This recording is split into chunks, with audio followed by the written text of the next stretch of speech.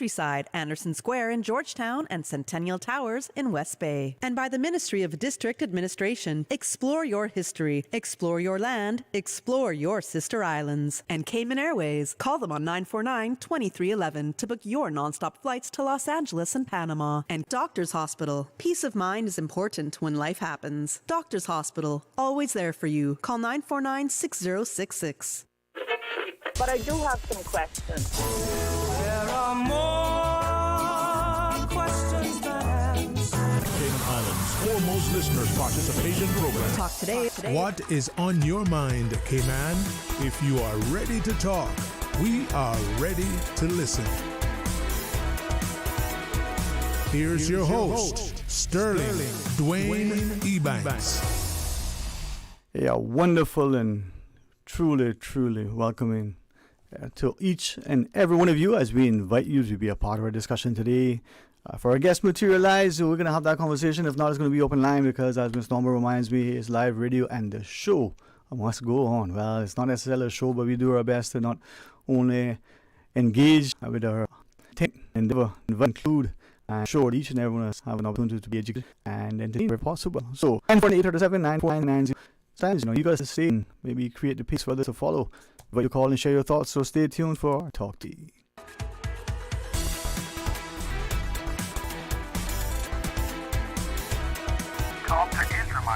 Avoid any statements or comments which are abusive, derogatory, malicious, or defamatory. Do not use indecent language or make any statement that is false or misleading. Call 1-800-534-8255, 949-6990, 949-8037, or WhatsApp us on 925-3261. Email Talk Today at candw.ky. Let your voice be heard. And now, back to Sterling Dwayne Ebanks, Radio Cayman Talk Today. Hey, welcome. Thanks for joining us. It's open line 949-837, 949-6990. Always grateful to whomever is behind the scenes that makes the sounds so better, and all agree. When this is Miss Susan, it's even much more enjoyable. Any calls in the queue, Susan? Should I sing? That would work today. It's a Thursday, right? I don't know about you, but I thought today was Friday. It was not only for to what Friday would bring, but the expectation, anticipation, what each day holds. Now, a little interesting presentation, a lot of things have been asked. Give us a shout and share your thoughts, and understand that through you we can be not only encouraged and empowered, educated and informed, but we can be excited about the things in the place in which we live, the people with whom we associate, and sometimes convicted, not in that judicial nor religious sense only. So think about it. What is on your mind? 949-837, 949-6990. WhatsApp if you wish, 925-3261. Share with us on the Flow toll-free line if you wish to play but have another pay. Kind of like, many would say what a government of the day will do. And that's 1-800-534-8255. Compliments of Flow. Is democracy under threat? Comment that was shared earlier with some of us in the first session of sort of our presentations today. Honored when people invite me to participate. Sometimes it's just to sit in the audience and listen, and with today's world being so interconnected that you can do so visually. You can almost see as if you're sitting in an auditorium or that round table where the presenters are just right there, depending on how large is the screen or how good the telecoms and the connection that you have. And in today, the presentation by one of the sort of the retired professors was looking at the unfolding geopolitical landscape and the prospect of greater and increased conflicts across many jurisdictions, from the economic wars, quote unquote, where some countries will call in loans, as was posited by one of the economics professors, to the sort of, assertion by some that they will have, need to sort of redefine their territorial boundaries. Now, I think Ms. Susan telling me our guests are coming close. Yeah, let's take our break and be able to facilitate our good friends from the DLP. Stay tuned. Join us after. Did you know ordering your favorite sandwich from Subway just got easier? Yeah, picture this. No more waiting in line. No more fussing with cash. Just a delicious taste of Subway at your fingertips. With our new app, ordering your go-to sub is as easy as a few taps on your phone. Plus, receive exclusive deals and earn loyalty points with every purchase made on the app. Download the new Subway app today and get ready to ditch the lines and drive straight into your flavor. Visit the App Store or Google Play Store on your mobile phone and search for Subway Cayman Islands. Subway. Eat fresh.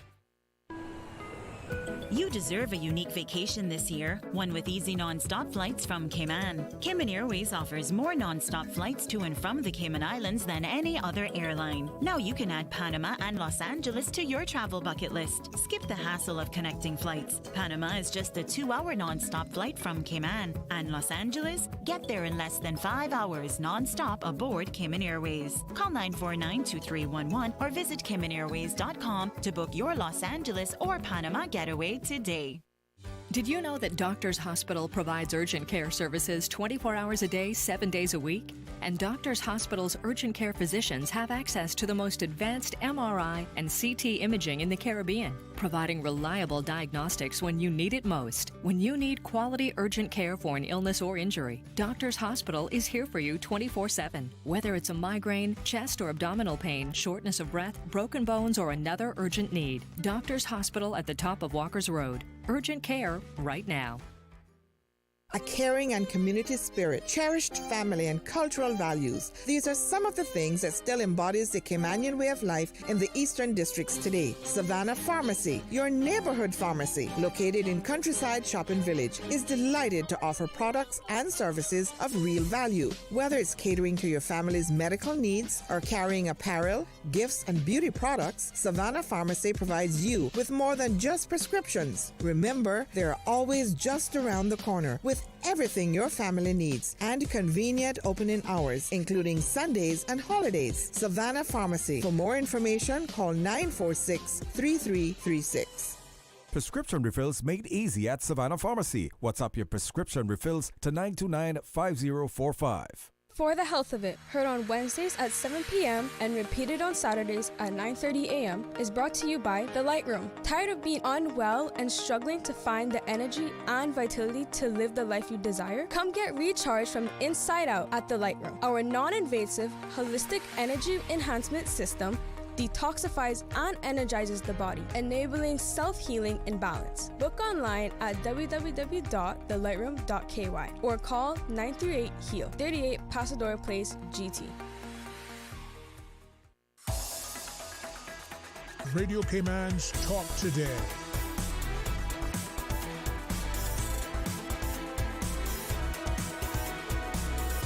What is on your mind, Cayman? Hey, welcome, and thanks for joining us. Every day when we look at the public sector, we recognize their diligence and dedication and that dogged determination to ensure that the public is served in such, a professional, competent, and timely way. I'm honored to know that from the very first time I've become to know myself, I was always a public servant at heart. Whether elected or appointed, I always wanted to be in the public service. To my good friends across the board from the DLP, it's not the way we feel sometimes. We don't just come to work. We come with a joy and a purpose. That's just amazing, huh? Yep, absolutely. Yeah, and I look at the two of you, like many, and I think sometimes just if you'd love me, it's where my heart is at this second.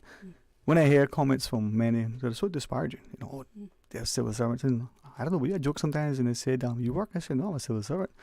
But why? Because I see in you what you do and how you may drag yourselves in physically because the job demands of you, and you honor your commitment because of that concerted effort, man. It's just motivating. So absolutely. how are you? Talk to me. Let's pretend that, we're in my backyard. My hammock is not far away. My brothers are running a fish tea, and who knows what we got going on. It's all good. It's all agape love.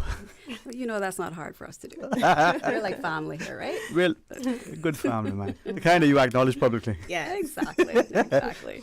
All right. Yes. I think Miss Susan wants us to each drag our mics a little bit closer. And I think that Doc says you got to listen 3 o'clock when he comes on.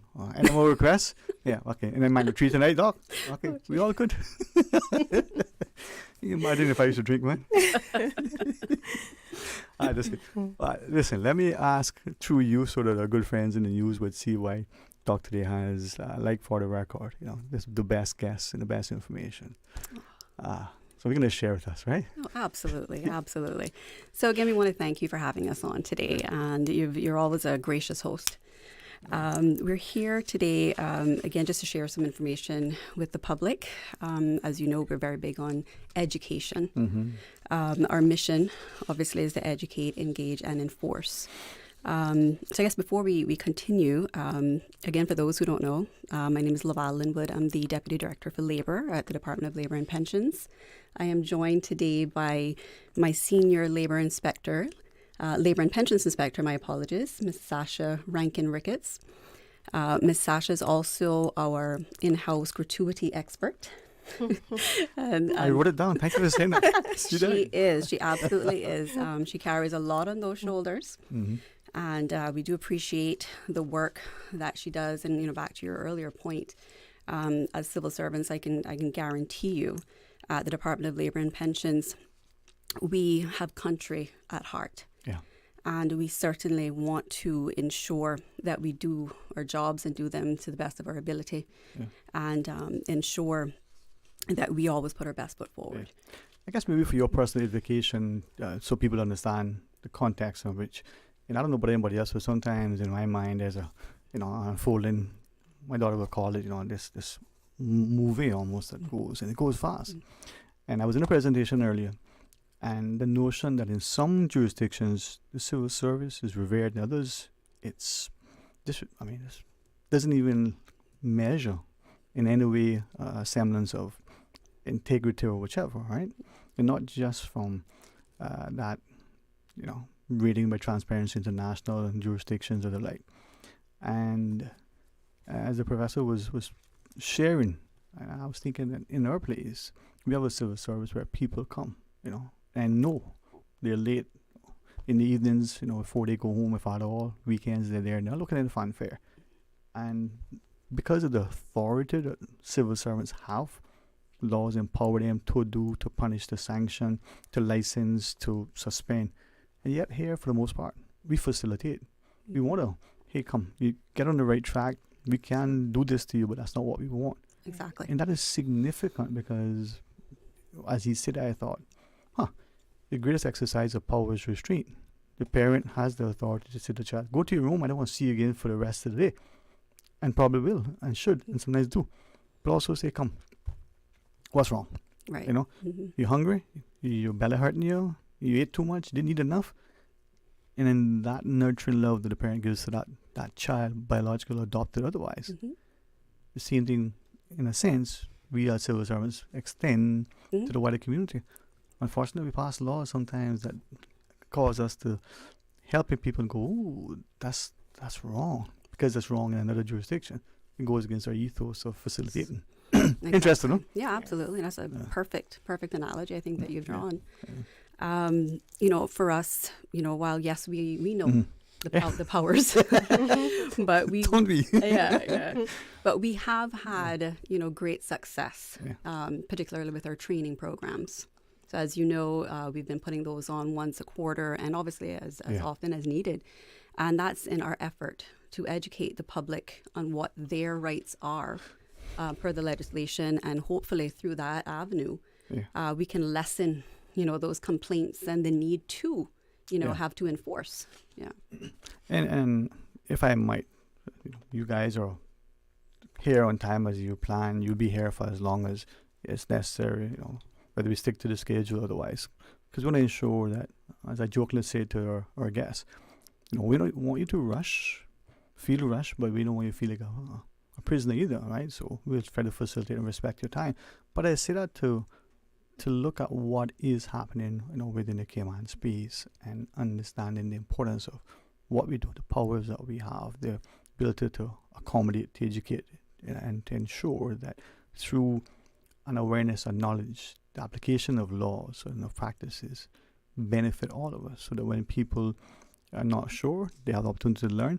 When they run afoul, listen, it's a reason why you're being sanctioned. Right. And I say that to look at societies where you don't need laws, the societal norms, even though laws should reflect, the norms of the society. The society's norms are such that they self-regulate. They're enforced by others, just presumably as professional bodies like lawyers and doctors and accountants and engineers regulate their own. But in our society, we seemingly allow people to do, sometimes without correction, and then it becomes accepted, from the driving habits to, maybe, if I might ask, the practices of collecting gratuities. Is that, And then finally, in that vein, I like how, you referenced Ms. Sacha as being the expert.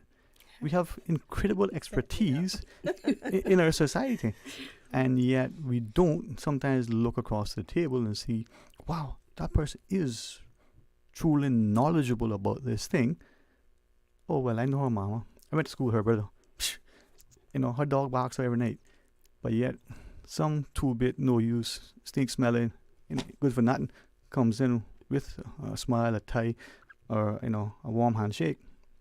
A snake always says one. And I say that consciously. Oh, you've been offensive. No. We celebrate, elevate, promote, award, reward, give concessions, facilitate, do all sorts of things for that person because of the goodness and the kindness and hospitality. But they're nothing. And yet, for somehow, they become something when ours are being disparaged. And that can't work. Strange, huh? Yeah. I know. My mind just went over. Yeah, that's where mine is now too. Like that's for another show. Yeah, that's for after December right now. but I like the fact that we are not being. I think that is where we need to, because a good friend. And let's go back to Let's get back on track. Yes, it's all a rainfall. You want to say no? We can keep talking, Miss Susan. Yeah, we can keep talking. Thank you, Miss Susan. Yeah, I think somebody gave her food earlier. She's happy. Yeah. She like the side eye. You see it? No, man, she's good, man. When she's mad, Sounds like someone I know. But in talking about that expertise. And the accommodation and facilitation, the engagement, education, the opportunities for us as the established business, the new business, for the employer as well as the employee. Most places don't have that level of accessibility. You can't walk in, email, or call a government department and get the response. And when that isn't happening, not to pick on SEMA, for instance, right? But an amazing entity, but if SEMA didn't respond to the financial services sector with a timely and accurate, reply, it's going to be significant. But if employee A in SEMA is sort of not pulling his weight, for argument's sake, because we know all the women, they pull and push and they ensure, so it's probably the guys. That needs to be brought aside and say, hey, you're looking bad on all of us, but you also affecting the economy and our standing. And that one thing can negatively affect everything. Right? So, all right, Ms. Sacha. So you're the expert. Hi. Gratuities. I want to ask a number of things, but I want to know, what is a gratuity and why is that important, and is that different from, something else? Yes. So I do apologize. I am recovering from, I don't know what this was, but it wasn't COVID for sure. But yes, I'm not a full-fledged certified expert, but I don't want nobody beating me up for this. Too humble. But, yes. But Gratuity is my baby, and we work on it, daily to try to make improvements where we can. Obviously, we have to work within the legislation. Mm-hmm. But from a human perspective, we try to make things as understandable and relatable to those that we serve, being the employers and the employees. And just so it is clear, we provide information to both the employer and the employee. So the employee should not feel like they cannot call the department to find out, well, how do the gratuities work at my workplace? That's why we are all there. It's not just me. The entire team is well aware of how gratuities work. So at any point in time, they can call, they can email, and they would definitely get an answer to their concern. Okay. And I think the question everyone wants to know, like you rightfully says, well, what is gratuity? So our definition is we never try to come up with our own. We always give the definition that is in law.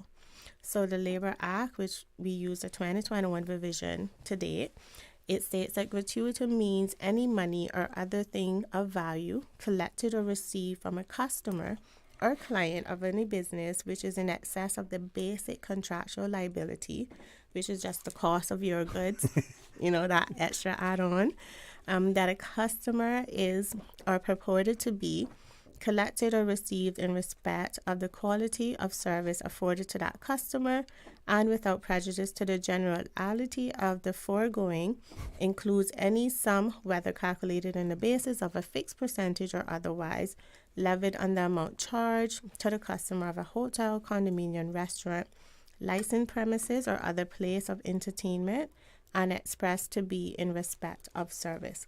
So I know that was a mouthful, but if you go on our website, I promise you could download the Labor Act and read it for yourself. Yeah. And again, as I said at the outset, you guys, you just said you're not feeling well, but you commit. Yes. I think the only thing that would probably keep me away is rain because my hair.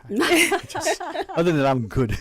And but in saying that with a little bit of levity, maybe a number of things, and if it's okay with you, certainly get through everything. But I consciously called a couple of employers and ask questions. Sure. So you said like workplace, hotel, condo, restaurant, or places of entertainment. Right. I have a retail store. I sell widgets, and if you don't, I sell the best widgets, by the way. Okay. I'll try to make a joke and imitate the Orange Man, but I won't that today. So on my widget, when you come, I add a couple of cents to it. I call it grats. Can I do that? No. I don't sell food. Right. So as long as it doesn't fall under the outlined entities, then they're not able to. Now, it doesn't stop anyone from applying to the director, which, we would go through the process, we would guide you, and then give you the guidance based on what the Labor Act says, the different entities that can, in fact, register. So the key thing is you can't wake up today and say, I'm going to charge my customers grats. Right. There is a process. Okay. And if I charge a fee, like I call it tax because, but on my widget, so I'm not going to call it grats, I call it a takeout fee, I call it something else.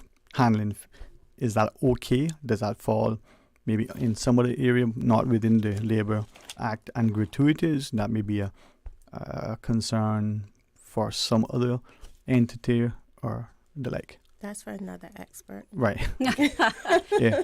What we can say is that the Labor Act, I know this comes up quite frequently in terms of there being a service charge added to bills. The Labor Act does not address service charge. Right. Okay, it's gratuities. So if you have submitted an application to the director for review and you are referencing a service charge, you're definitely in the wrong department. Okay. That will we have no power to approve any service charge. I think going back to your earlier scenario with your retail store, it would probably be of benefit to just share the definition of a service employer and to whom that applies, right? So a service employer means an employer carrying on the business, again to Ms. Sacha's earlier point, of a hotel, condominium, restaurant, licensed premises, or other place of entertainment where the employer collects or receives, and again it references, gratuities, right? Not service charge, not tips, in respect of services provided by the business. Right. And I'm not believing it, but very consciously trying to read the legislation, and all I could think was Mr. Balika's Amamba when I reread the definition of, gratuity. And for those who've done any sort of law, that would probably be expected. Mm-hmm. But if you give it to somebody who hasn't, they go, well, really? They got to say that? They could take out this word and change that word. Mm-hmm. But that aside, that's the definition that we're working with. Mm-hmm. So I consciously, in calling these businesses in the world, are receptive. And some people say, we haven't seen you here spending money. I say, because I get paid weekly. That's a different story. And service charge, takeout. And one had a customer who... I want to be mindful. He may ask the senior manager to call, but I'll see.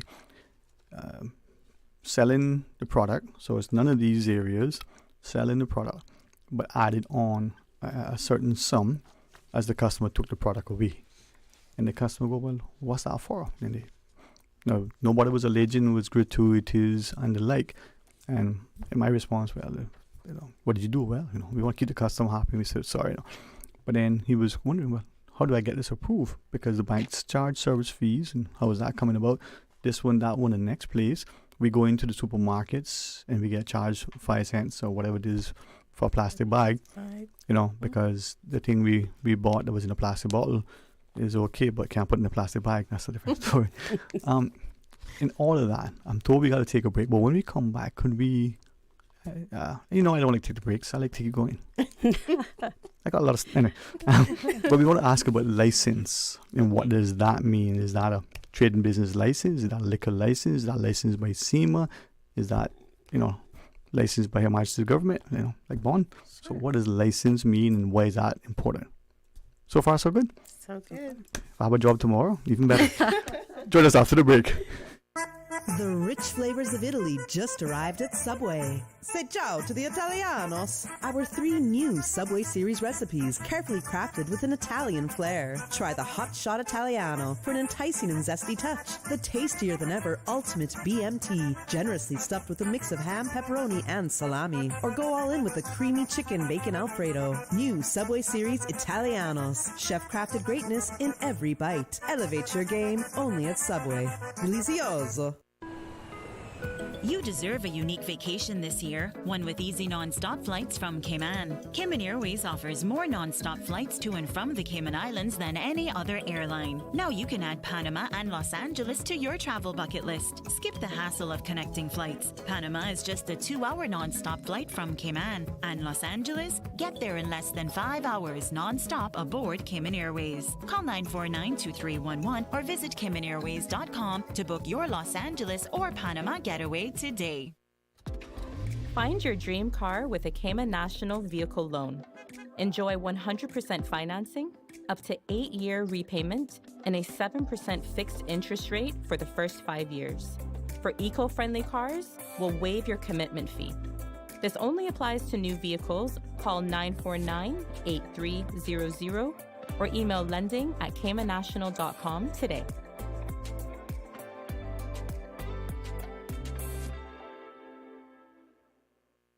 Accidents and illnesses can strike without warning. Ouch! When it comes to urgent care, every second counts. At Doctors Hospital, we have a dedicated team of experienced doctors and nursing staff available to you 24 hours a day, 7 days a week. Don't waste time in an overcrowded emergency room when you need urgent care. Whether it's a broken bone, a severe infection, or a sudden illness, trust in Doctors Hospital's unwavering dedication to providing the best immediate care. For complete urgent care when you need it the most, choose Doctors Hospital, located in Georgetown, 16 Middle Road. Now, more than ever, supporting your immune system is crucial to helping your body fight off illnesses like the common cold, the flu, and COVID-19. At ValueMed Pharmacy on Walkers Road and in Boddentown, we carry all the essential vitamins and minerals to help support your immune system and improve your overall health. Some of our top immunity support picks are vitamin C, vitamin D, zinc, elderberry, and quercetin, or the popular 7-in-1 immunity support. Our pharmacists are always on hand to help guide you and answer any questions. Visit ValueMed Pharmacy on Walkers Road or Boddentown. Live happy, live healthy with ValueMed Pharmacy. Radio Cayman's Talk Today.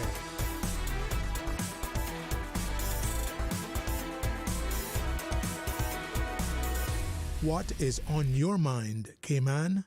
Hey, welcome back, and thanks for joining us. And as much as sometimes, I've always believed that a little bit of laughter in the classroom made the learning not only fun but memorable. And the wonderful team from DLP, from Deputy Director to senior, labor and pensions inspector, they call it a specialist. They're, That's what it is. right? Right, Sacha? Yes. And I think, yeah, we should own that, because there are many who don't know, but they profess to know, and we don't call them on it. And there are men like you who do know, and we don't allow you to be celebrated and elevated, because it's truly not only recognized, rewarded, but appreciated, and it's deserved. So. Absolutely. But I was asking, as we talk about sort of pensions, right? Ms. Loval, pensions? I thought we were going to. Yeah, I thought we were going to license premises. I just messed. Yeah, we see, and well, the pastor used to do this to me in church, and he's talking about they change it, and he throws the Bible at you. Wake up! No, we're talking about gratuities. I was asking about license. You use that word, and why is that important, and what does that mean in relation to the law, if you could? Okay, so the Labor Act requires an entity to register, and this registration, it is a registration form.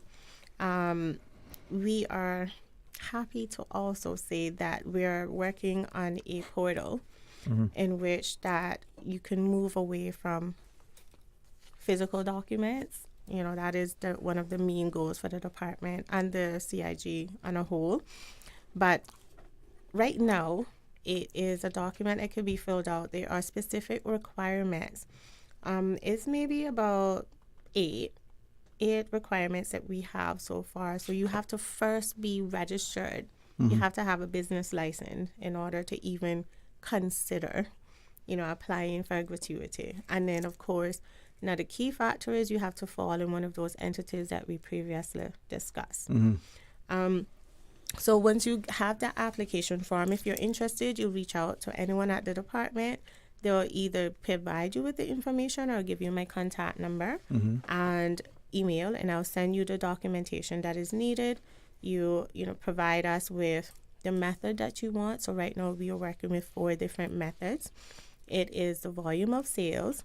We have okay, I just went blank. That happens, huh? Hourly. Oh my gosh. Yeah, so it's the volume of sales, the hourly method, the hourly point method, and the shift point method. So they are the 4 methods in which any entity seeking to register can use, and they can use 2. Because, for example, if you want to use, say, in a restaurant, volume of sales, that won't affect those employees at the front of the house. So how would you then calculate the distribution for the back of the house, meaning those working in the kitchen? So you would then have to utilize, say, the hourly point or the hourly method in order to properly and fairly distribute those gratuities. Right. Can an organization use all of those? So gratuities for the day is $100, just make it easy. And they opted to use volume of sales, right? A couple of things. Could they then say, well, volume of sales for the front and then another method for the back? Correct. Okay, so wow, Absolutely. it can become complicated. Yes. And I would like, if you wish, and only if you wish, because you think it helps. Now, I don't apologize for having that, what my teacher called it, propensity to learn, that very curious, engaged brain that loves We love to it. just- Go ahead. Yeah. So with the volume of sales, I want to go through all 4 and what they understand and how it works, and ask also if the gratuity has to be, a particular percentage. Can someone say we can charge 50%, or is it limited to 5% or 15 or 18 or 22, right? And my boss is listening. that's okay. That's okay. I get him distracted. So he's a great guy. He is. And a civil servant. So, that's where we build and invest in our people. Like we have the 2 of you, he too through his education just on an island, right? But the volume of sales, what does that mean? I mean, it seems simple enough, but let's ask. So the volume of sales is basically used in, say, restaurants and bars. So those that have transactions then, like you collecting funds. Or if you work in a restaurant, you may see, for example, what we would say as Easterners, if I might put it, Like they hustling, like you see them hustling. So when I see that, knowing what I do know about gratuities, I'm like, oh, I wonder if they're using the volume of sales method, because then your gratuities depend on the amount of tables you serve, meaning the amount of money that table brings in for the night. So if at the end of the 2-week period, because gratuities has to be paid out at the end of 2 weeks, you served, say 20 tables, and that 20 tables, it was $20,000. Your gratuity percentage or your gratuity for that 2-week period is based on that $20,000. So you may get, if the entity is collecting, say 15%, the server may get 10%.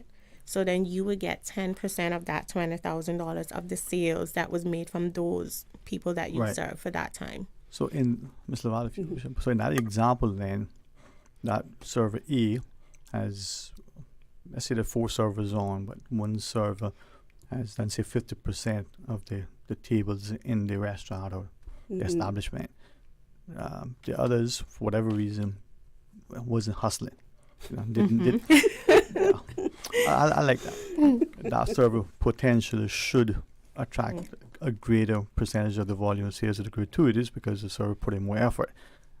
But is that for the establishment to decide? Because they might say, end of the day, it's for you. We made $100, $25 each, just for argument's sake. No. Okay. Yeah, not how it works. But you'd be surprised how many of us don't know. No, absolutely. And it's not that it's not happening, because, when we do our on-site audits, we do see these things, but then it is our job to educate first and make them aware that, okay, the method you're using is not in line with the Labor Act. Okay. These are the methods, and, we should be having that conversation only if you're registered. Now, if you're not registered, then we can start with a different conversation, and that is telling you how to get registered. And what I like, what you shared, and you've constantly, the employer and the employee can call and say, I work at establishment A, I want to know how we're, what we have.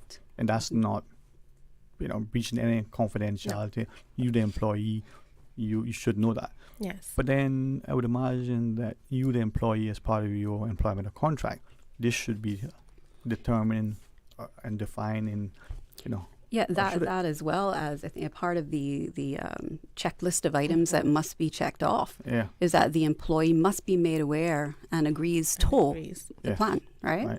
So if that hasn't happened, then the application in itself would not have been complete. Right? I won't belabor it, and I was only asking because part of the discussion with some of the businesses that, I guess I was grateful to them. I've done work for them in the past, and the accounting or the accounting function at the end of the day, when you're paying for inventory and supplies and you're making sure, the wages and all of the other things are done, gratuities become, contentious, perhaps be a way. Yes. And then the accountant goes, well, employee A now got X, which is more, but how does that work? And if you don't know, it can become a convoluted accounting process when you're apportioning how much goes to whomever as gratuities. And it can become argumentative. And that is why they have those approved methods. So to try to streamline it and make it as fair as possible. So in the event that, you may have that one employer that wake up one morning and say, I don't like Jean.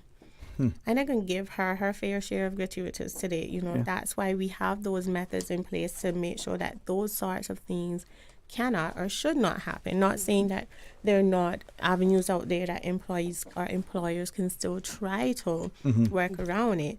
But, if it is something that's being done and is brought to our attention, then we can do an investigation into it.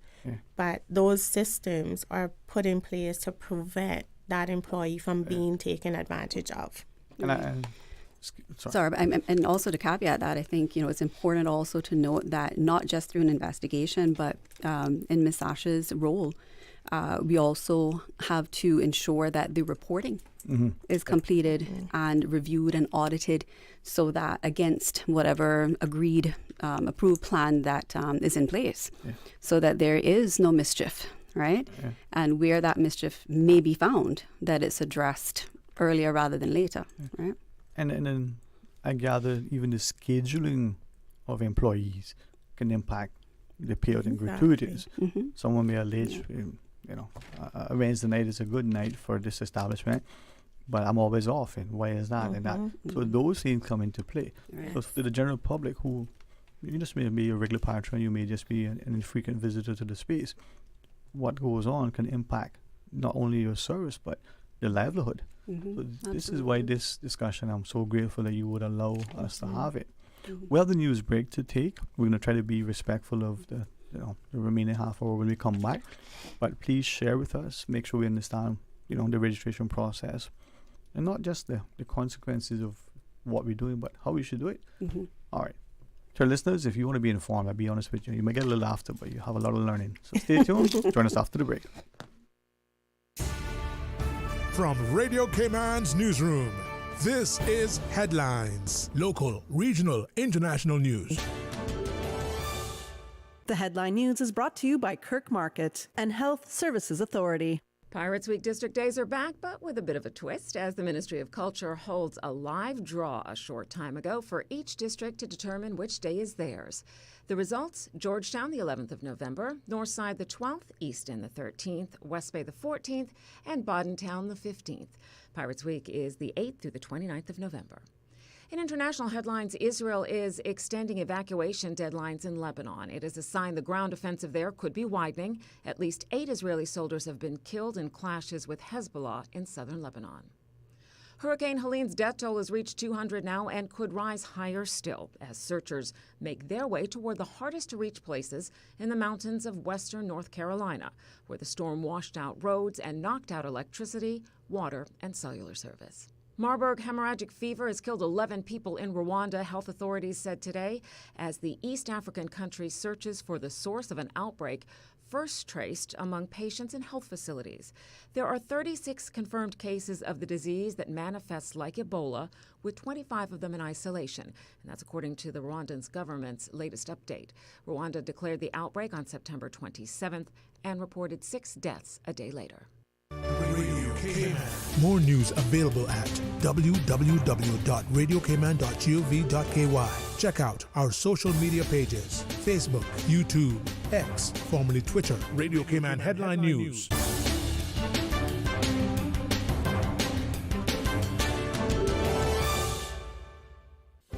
Do you have a healthcare question but not sure who to ask?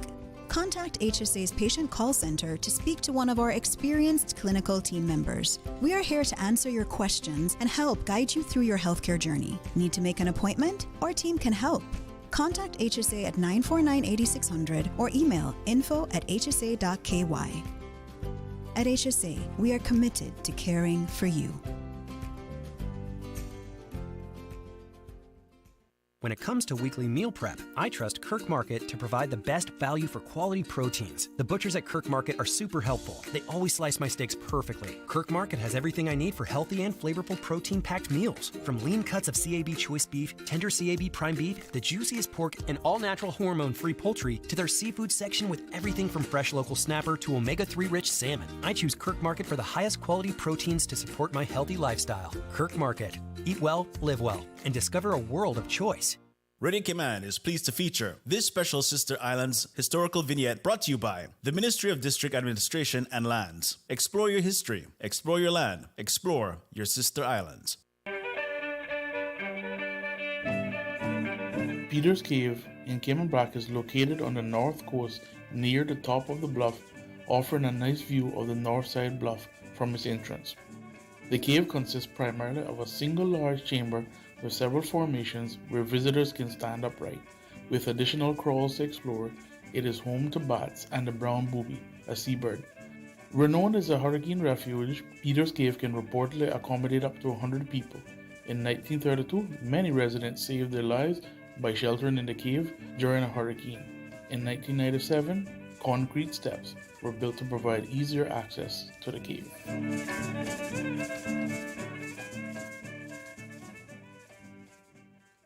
Radio Cayman is pleased to feature this special Sister Islands historical vignette brought to you by the Ministry of District Administration and Lands. Explore your history, explore your land, explore your Sister Islands. Wouldn't it have been grand if you had purchased land 30 years ago? It may not be 2020, but a perfect vision has never been more clear. Caymanbrac and Little Cayman, poised for growth with an eye on the future. Your land, your history, your future. Discover all that our sister islands have to offer. Radio Cayman's Talk Today.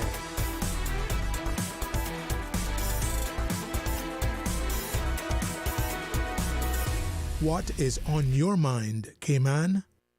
Hey, welcome back, and thanks very much for joining us. And we will have some open line for the remaining hour at 1:30, as long as our guests don't need that. But they have been so gracious with the time, so willing to share not only information from an educated, informed perspective, but honored that you do so with such humility. So to Ms. Loval as Deputy Director, and as Ms. Sacha, a senior, Labor and Pension Inspector, Specialist in Gratuities from the Department of Labor and Pensions. I'm so glad you did, because I shared with you that I try consciously never to talk out of school, but I shared with you that there was one of the shows that you had done with us, and a particular business person called after and realized, wow, I thought I knew a lot about my business, the management team, certainly didn't think that we were running afoul of the legislation, and only to realize, better check that out. Mm-hmm. So we all can learn if we listen. Absolutely. With a intention to understand, but also when the person who's explaining it does it the way you do. Hey, we want to inform you. We're not trying to punish you. Let's guide you, get you where you need to go. Right. And thank you both for that, and to your team. I mean, Mr. Ebanks over there, he's a good fella, on most days. No, but anyway, as we come back from the break, you will take us down so we learn. So share with us, please.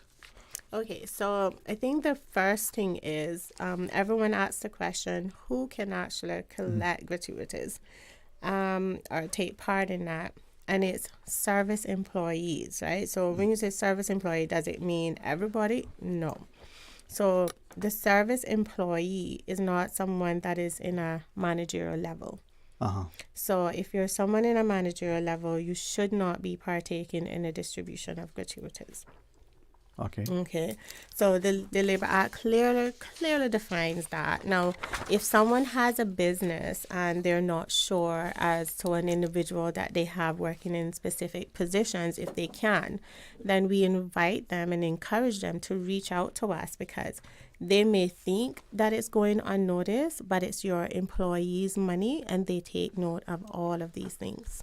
Can I just ask, whether it's conscious or just inadvertently, a company, and I think you said hotel, condo, restaurants. So let's use a restaurant. Mm-hmm. And for those who don't know, we got some fantastic restaurants here. Yes. If you could afford it every day, we should go buy a meal. But in the restaurant, an employee is sort of shared into the gratuities, and that employee should not, because of the definition. Right. Is that a crime? Is that theft? Is that because some people would know if you go into the, I don't still have that, but when I used to work way back then, before I became a civil servant, when I used to work, we have the little cash drawer, there was the float, and not any and everybody could go in to get it, and you had to make a notation, and you had to sign off, and if you took out $1 or 100, but if you did it without approval, that was stealing, and you got in trouble for it.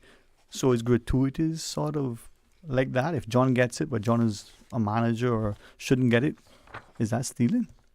Yeah, so the Labor Act, there are penalties, which, I like to leave the offenses for the end Okay, of let's it. do that. Let's do that. Because I don't want to, put people on edge too soon. Like, I want them to listen to the entire show first. There you go. So, we'll get to that? Yeah, All right. we'll get to that part. I want to know. And it is my favorite part, but I'll leave it to the end, because while we're here to educate, we also are here to let employers know how serious this is if they are in breach of this, because you're not affecting you, you're affecting your employees. And while we don't take sides, if you are in breach of the Labor Act, then our job as a DLP is to, one, try to mediate and resolve that matter. But if we can't, then we have to seek, legal guidance as to how best we can bring that matter to a resolution, which may end up through going through the summer court for resolution. That is our end. That's our last resort. We try not to go there. But if you don't want to work with us, then we have no other choice but to take matters to the summer court. That's a nice cliffhanger. Good novel. So we'll find out the penalty. Does this soon come? All right. Yeah. So with that, at one point as you go through, we want to also ask, Restaurant A, has been approved, registered, whichever, and managers, will go through that again, can't participate. Does that then mean that Restaurant A has to send a list of the employees? Yes. Oh, this gets Absolutely. good. All right, Ms. Sacha, the expert. They want to go through the checklist? Yeah. So a part of the registration process is, and one of the things that we try to do is to encourage employers that are seeking to register to not submit piece, because, we get so much emails on a daily basis, we may miss one of your submissions, one of your required attachments. Because like I said, there are 8. But if the director may seem to want something in addition to make sure that what he's approving is in line with the Labor Act, then he can also request that outside of these. So it's not just this, the director does have that authority as well. Okay. So the main things that I look for is, one, yes, the TNB license, which is the trade and business license. If the owner is not the person that will be communicating with the director or with myself, or anyone in the department, then they will need to provide us with a letter of authorization, meaning that you're authorizing John Brown to communicate with the department on your behalf. Why that letter is important is that we want to make sure that we're not sharing this information with unauthorized persons. We take protecting people's data, whether it's the companies or individual data, very serious. So that letter is a must. That company also have to identify which one or ones of the gratuity methods they plan to utilize. So then they have to give us a sample report. So we then have to be satisfied that you know what you're doing. You want to make sure that you are correctly utilizing the formulas when you're making these payments to your employees. So a sample report is required. We have to get a list of all of their service employees along with their positions and their hourly wage that they're receiving. And that list should not have that person is receiving anything less than $6 an hour at that time. Because the Labor Act is clear, the minimum wage is, $6 an hour. The only time that person can possibly get less than $6 an hour is once they've actually received the approval from the director in order to collect that gratuities. And that's just as it relates to gratuities, because there's other ways for someone else to be receiving a wage of $4.50. Okay? So once we have that list, we'll go through it, and that way I'm able to determine, okay, so you're telling me all of these employees will be taking part, but I see you have, a Chanel. I have to stop using John. So you see a Chanel on there that is in a senior management position, but they're a part of the gratuity scheme. So I would question, hey, I notice you have X employee here, but they're a manager, they cannot take part. So we kind of do triaging at that point to try to catch any possible errors from there. Okay, so that's why that list is really important to us. And I mean, they may try to fudge it, but we have other ways that we verify that information, so try not to fudge it. And just comply and do the right thing, right? Exactly, because we will find out. So what else we need? It might sound a lot, but honestly, it's nothing that they don't have already. Right. Okay. So we need the employees. We need a copy of their employment statement to show that it has been amended to reflect that they will be partaking in a gratuity scheme. And I don't need every single employee contract. We just need a sample of a contract just to confirm that the employees has been made aware. If we don't have that, then we also get a letter that is signed by the employees stating that they accept the fact that the company is collecting gratuities and they agree to it. So all employees are required to sign something saying that they are aware and they accept the proposal made by the company. And then at this point, we are taking copies of those IDs. That may change, but as it stands right now, we require copies of their ID. For one, we just need to verify that the individuals that signed that letter saying that they accept it is the same person. Due diligence. Yeah. Yes. So that's basically the main stuff. And then one of the more important things is that the company has to identify to us that they're making the customers aware that gratuities is going to be collected. So when you walk into a restaurant and you pick up their menu, you should see on that menu that they're charging you 10%, 15% gratuities. So they have to identify it. It has to be displayed, because not displaying it is definitely one of those offenses. Okay. So once we get all of that documents, everything is in line, we go through it. We, try to go through it as quick as possible, bearing in mind that we may have 10 other applications in front of yours, and it's just not new applications. We may have people amending stuff, but we can go through the amendment after. And once everything is in order, I send it on to the deputy and the director, who then, go over it again, because I could have missed something. I'm just human. And once we agree that, yes, all is in line, everything falls in line with the Labor Act, the director will then the deputy director will give the approval letter, and it's sent out to the entity. All right. Well, you say just human, but as my friend will be, as an Easterner here, you're a Nayaman, right? So, Yes. So good stock, so superhuman. Yes. All right. So, and having registration, it comes with responsibilities. Yeah. So once you're registered, we remind the employers, okay, gratuities cannot be paid on a daily basis. It cannot be paid on a weekly basis. It has to be paid twice per month. So know what you're signing up for before you sign up for it. Why is that? Because we know some people, some places, I don't know about now, but there was a practice where end of the day, settle up, give me my tips, my grats. Yes. So the main reason is that gratuities is pensionable.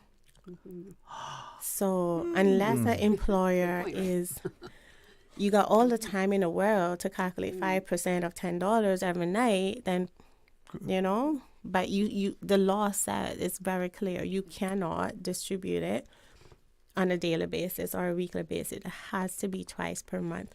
This is something that has been argued constantly. Like in the last year, I've heard that argument on every on-site inspection I went, but why can't we? The law says you can't. That's all I can tell you. And there's a reason why, but it's not just convenience, but I think it's partly because it's pensionable. Now, there's so many things, and when I was preparing for today's show, you just had a discussion gratuities, but if it's a cursory discussion, we miss a lot. If you have been an employee or a manager or the hired accountant, or the business owner, there's a lot that comes in here just on that one thing. Yes. Are tips pensionable? Well, tips is not controlled by the department. It isn't in the Labor Act. Right. So we can't, we do get phone calls where employee will be like, our tips was $100 and I only got $5. The Labor Act doesn't give me authority to advise you on that. We may want to ask more about that and expound on it, but again, as people listening, hope they're not brushing over, even if they don't work in that sector. It has significant implications in so many ways, right? So I try to keep it on track as much, but already my mind is looking at my next consultancy, my next business venture, or that next conversation. If you're informed, you might be able to add value, if nothing more than ask questions, right? Right. So helpful. All right. Yes. So I think I missed a part of the requirement as well to register. We've recently added an additional requirement, which is the business registration process. So the Labor Act does require any business that is registered, has a TNB, to register with the department as well. So it's not just for gratuities, it's just overall. If you have an active trade and business license, then you are required to obtain or register your business with the Department of Labor and Pension. So that form, if it's a company that does not collect gratuities, they can go on our website, download the business registration form, and submit it to our general email address, which is also stated on the website, and submit that to us. But it's a mandatory part of the gratuity application at this point as well. If I might, hopefully not conflating, certainly not confusing, but DCI I think had, you could go and they have a list of businesses that have a valid trade and business license for the Department of Labor and Pensions. Am I hearing that exists as well? So business A sells, it's in the restaurant category. If I want to know if it's registered to collect gratuities for whatever reason, I can go type it in, search it, however I can find it. Is it? At the moment, no, but that is something that we are actively working on. Okay. And with the inception of the new registration online process, that is going to make that much more streamlined and easier to pull that info. Yeah, and I certainly only ask, and again, I should have probably been a little more careful and sensitive, but like the DCI example, we see work, likewise having their portal accessible where we can find which jobs and who's posting it. Correct. If we go in to a restaurant, this is an example, and gratuities are being collected, the customer, we don't know whether that's a registered, authorized restaurant to collect or not collect. Correct. And does that, are there any implications? Very good point. That, like I said, that is definitely something that is on our radar. Yes. Okay. And we're hoping by the end of this year to actually have quite a bit of these ongoing projects tidied up. A lot of work has gone in there, but and again, for those of us who don't know, it's gratuitous. No, there's a lot. It's a lot. There's a lot. And it's not just one simple topic. And again, that's why we look at you as okay. If you don't accept the expert, a well-informed, well-informed individual who shares, Okay, how about that? Yes. And it is a passion of mine. I do commit to trying to give back to our country, and as a civil servant, we try our best to promote compliance. Yeah. So I'm passionate about it, and gratuities can be a hot topic at times.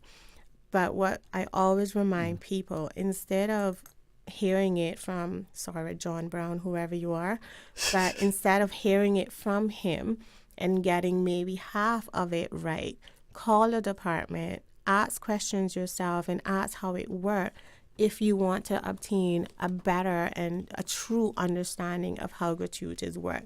Because there's a lot of misconceptions out there, and it only makes it harder for us to control it or to properly educate, because you're just taking the word of another person. I'm not saying take my word. I'm telling you what the Labor Act says. So it's not my word. It's in law. Yeah. Okay. So go to the authorized person, and it's not just for gratuities. It's for anything that is legislated in law. Ask the relevant authorities if you want to know exactly what is the situation. And again, this is why it's not just exciting, it's actually so instructive that many of us in endeavoring to be compliant, but we also want to be fair to the customer, but to the employee, because that disgruntled customer or employee affects, the bottom line. It does. The title of employees, so we're told management can't participate. Right. I'll use a restaurant as an example, and we have the chef de partie, we have the sous chef, we have the head chef, the executive chef, all these, and then there's the dishwasher, there's the server, there's the maitre d', the concierge, whatever. Does the title somehow come in? So the line, the shift supervisor, the front, how does that affect who can sort of be a part of the gratuity pool? The regulations outline exactly. So I do apologize if you guys hear the papers shuffling here. Actually, shuffle the papers the most so they don't hear my stomach growling. How about that? You can't hear us, boss. The legislation. Yes, exactly. So again, we just tell you exactly what the legislation is. Not who we say we want to. Oh, you have it there, boss? Yeah. Boss, yeah. Boss lady? Yeah. So the regulations actually outline it. So it says in the labor gratuities entitlement regulations in 1994, it states under Section 3, employees of managerial level includes every employee who is employed by the service employer to perform the functions of any description of manager, director, or chief, and any employee in the position of supervision or control over part or all of, a service employer's business. It includes administration, the finance, reservations, personnel, being in control of the kitchen, restaurant, dining room, the provision of catering, banquets, facilities, food and beverage, nightclub, engineering and maintenance, housekeeping, securities. So anyone that is in control of those areas that make the decision, the hiring and firing, the setting of the different policies, those are in those managerial positions for each one of those sectors should not be partaking in gratuities. All right.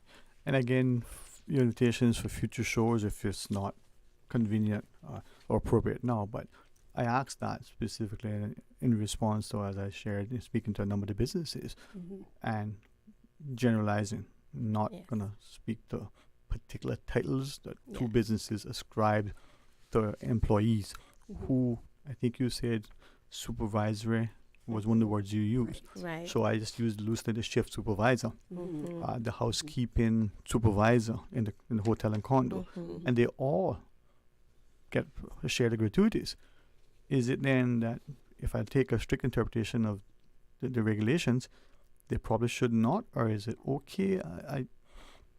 Yes, that's where the the contract or the statement of working condition comes in, because I am a supervisor, I'm a senior labor officer in the Department of Labor and Pension, but I don't have control over anything. Okay. I don't make any decisions. I don't go and sit and meet with the ministry. I can't hire. I can't fire. So a title sometimes can just be that. So we have to be careful of the titles that we're giving people, because if their statements are saying that you're only responsible for making sure that the people show up on time. That's it. You don't have that sort of responsibility where you affect that person's lives. You can hire, you can fire. You're saying you're in charge of the finance, you're in charge of payroll. Those are the things that defines that. Okay. And like I said, I'm not going to belabor it simply because I understand, increasingly I'm seeking to understand some of the challenges employees, and those of us who help them with their finances are experiencing when we try to honestly and justifiably, make the distributions. So I use the phrase or the term shift supervisor, that person who, there are 10 employees and we can have, 3 shifts. So John is in today, Mary, Shaquita, different name. So you're assigning the shifts, who comes on when. That affects, is that person then, quote unquote, management? Their title is shift supervisor. Can hire and fire, but can assign what day you come. Now there is another, like in an organization, right of appeal. Listen, I want to come on Monday because the child's birthday is Sunday instead, and you go to the senior person. You may or may not be accommodated. So you see the work that has to go into this, right? This is why I'm so grateful you're here. Yeah, so it's not as straightforward as one would think. Yeah. So there is some investigation that needs to go into this to ensure that we are reviewing and confirming what that individual's job duties actually are. Yeah. And are they in fact entitled to? Or again, we're getting into that mischief area again, right? Yeah. So and that's our job, to ensure that we catch those things. And you're talking hotels, condos, restaurants. Just use them. Go back to housekeeping, that general term. So that housekeeping supervisor, right? Paid hourly, gets a weekly paycheck. That is sometimes is. Yes. But gets gratuities, and there may be some disgruntled. And if it's appropriate, the distribution of gratuities, some would say, boy, this week I only got $100 in gratuities, or this paycheck, next person I got 1,000. Well, how you got more than me? And two of them start bickering. But that's where the education comes in, right? So we want to make sure, and that's why we've put together, I mean, it's not an exhaustive list, but we want to ensure that the persons, the service employees, are aware of their rights, and they know what the agreed plan is before it's enacted, right? With her consent, and I asked if I could give you privately your name, but she said no. So the employer, fantastic individual, not just because he buys me coffee sometimes, really fantastic individual. No, actually what it is, it's good company conversation. Oh, there you go. He had an employee, and one day she gave notice. He said, why, And it was something to do with the whole collection of gratuities, and didn't share it with him after and how it was coming about. And I said she should just come across and chat, because it was the way it was sort of getting, and it affected, as she went to school.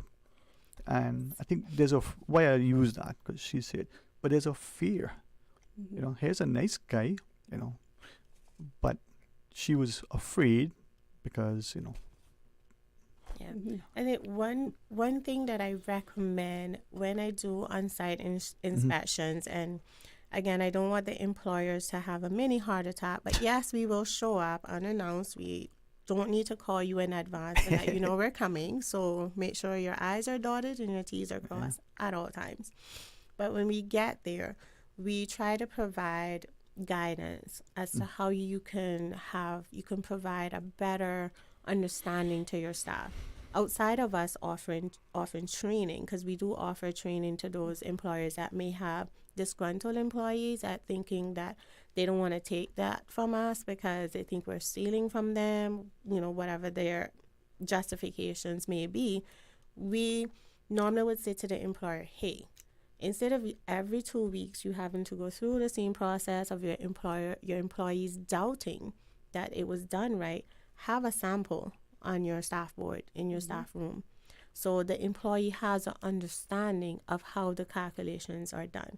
So if you're using the hourly method, if I work 80 hours and you work 90, then I shouldn't expect to get the same amount of gratuities that you did, because it's done based on the hours we worked. So these are the things that helps. They may seem minor, but it makes a big difference. Information, right? Exactly. But not, again, to Ms. Loval's point, it's a lot goes on. So let's say, if I heard you correctly, I want to repeat, make sure the organization, the restaurant, has opted to use the volume of sales as well as the hourly method. And that would probably, can they decide which employees participate in it? Can the employees choose? They're all being paid by the hour. Right. Right? The dishwasher, for argument's sake, versus the server who's going to bring you your food and drinks. They're using both methods, volume and sales. How do we decide who is and who decides it? So how do we decide? How is the decision as to, so the company, let me back it up. The company can decide, the company, not the employees. The company is the one that decides which method or methods it wants to use. Correct. And it selects the hourly method and the volume of sales. How is it then determined which employees participate in which one of those methods? Okay, so on the application form, they would identify that the front of house was used as. So if the front of house is used in volume of sale, then everyone that has been identified as a front of house staff member should be getting grats based on the volume of sale method. And if they're saying the back of house is done by the hourly method, the hourly point, or the shift point, then everyone that qualifies as a service employee should be getting gratuities based on that identified method. And it's now, so if the company wanted to say everybody's on hourly or everybody's on volume, that's fine for the company to decide. They would have to submit an amendment to the director, seeking an amendment from the approved scheme, because now they're not operating outside of what they have been authorized to do. But in that initial application, if they choose one or apply it across, and they can determine whether everybody gets the same or whichever. Yes. And I guess in restaurants, it's an accepted thing that if you're in the kitchen and you're the dishwasher, that's back of the house. If you front face into the customer, that's front of the house. So if you in that way. I think the beauty of this is with having the approved schemes is that, we're providing samples of what has been approved. Yes. So you cannot, you should not be going outside of what that approval scheme is based on, right? So if once it's reviewed and we see that, hey, your reporting is off, something isn't right here, we're going to send you back to the drawing board and have it corrected before submission to the director for approval. Yes. And again, to the gentleman I referenced earlier, he found that in his establishment, what assisted a lot of them, the staff, not just the new, but sort of the established staff, is when he put it up on the board, makeshift board. This is what we do. This is how we do it. So everybody knew the form. They didn't know who got what, but they understood how it went. Yes. Exactly. And interestingly, the staff and know what they're supposed to get at the end of the day. Correct. They're good with math. They can figure out what to do. Absolutely. Yes. And empower them. Give them the information. Right. All right. There's other things I think you want to, and I look like I said we were finished by 1:30, but it's 1:30. Yes, ma'am. We got a break. We got a couple of minutes more. You think you want to do that? Sure. All right, we'll get through it and we'll come back and join us right after. Did you know ordering your favorite sandwich from Subway just got easier? Yeah, picture this. No more waiting in line. No more fussing with cash.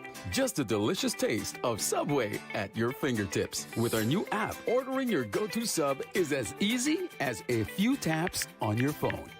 Plus, receive exclusive deals and earn loyalty points with every purchase made on the app. Download the new Subway app today and get ready to ditch the lines and drive straight into your flavor. Visit the App Store or Google Play Store on your mobile phone and search for Subway Cayman Islands. Subway. Eat fresh. You deserve a unique vacation this year, one with easy non-stop flights from Cayman. Cayman Airways offers more non-stop flights to and from the Cayman Islands than any other airline. Now you can add Panama and Los Angeles to your travel bucket list. Skip the hassle of connecting flights. Panama is just a 2-hour non-stop flight from Cayman. And Los Angeles? Get there in less than 5 hours non-stop aboard Cayman Airways. Call 949-2311 or visit CaymanAirways.com to book your Los Angeles or Panama getaway today. Discover your dream home with Cayman National's home loan. Get up to 95% financing, repayment up to 40 years, and just a 0.5% commitment fee. Your interest rate? Depending on your risk factors, it'll be fixed or variable. Plus, you get a pre-approved credit card. This is a limited time offer. Dial 949-8300 or email lending@caymannational.com today. Here's a CUC storm tip. Avoid standing or playing in water near power lines after a storm. Nearby downed power lines could be energized and could cause serious injury or death. With CUC, you've got the power.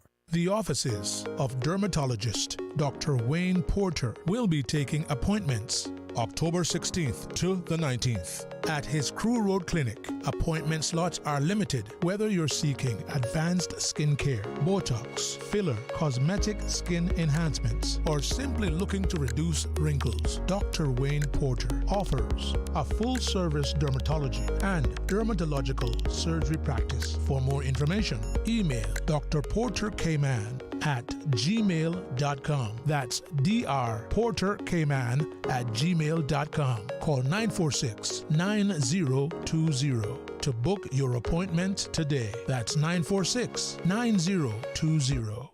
Marketers, creatives, and visionaries, are you ready to be inspired? Join SIMPA's 11th annual marketing conference, The Connect Experience, under the theme Icons and Innovators, October 11th and 12th at Hotel Indigo. Discover the latest trends in marketing innovation, sharpen your skills in hands-on workshops, and connect with industry leaders who are changing the game. Plus, celebrate the best of Cayman's marketing and creative professionals at SIMPA's Awards Gala, honoring the icons and innovators in the field. Don't miss out. Secure your tickets online at simpa.ky/events.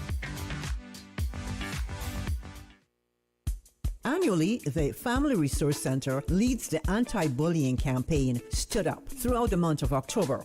This year, the campaign's theme is #CyberKindnessKY.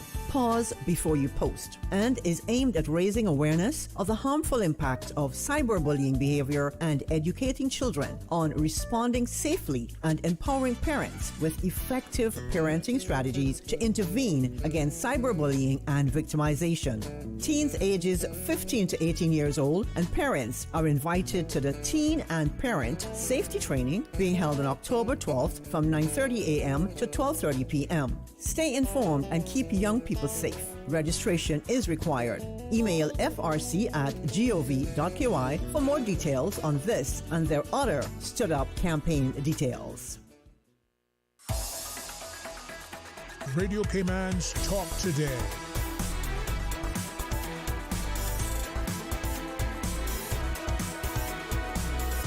What is on your mind, Cayman? Hey, welcome back, and thanks for joining us tonight. Appreciate the two messages that came in. One that says, as an employee in the service sector, I find the discussion helpful.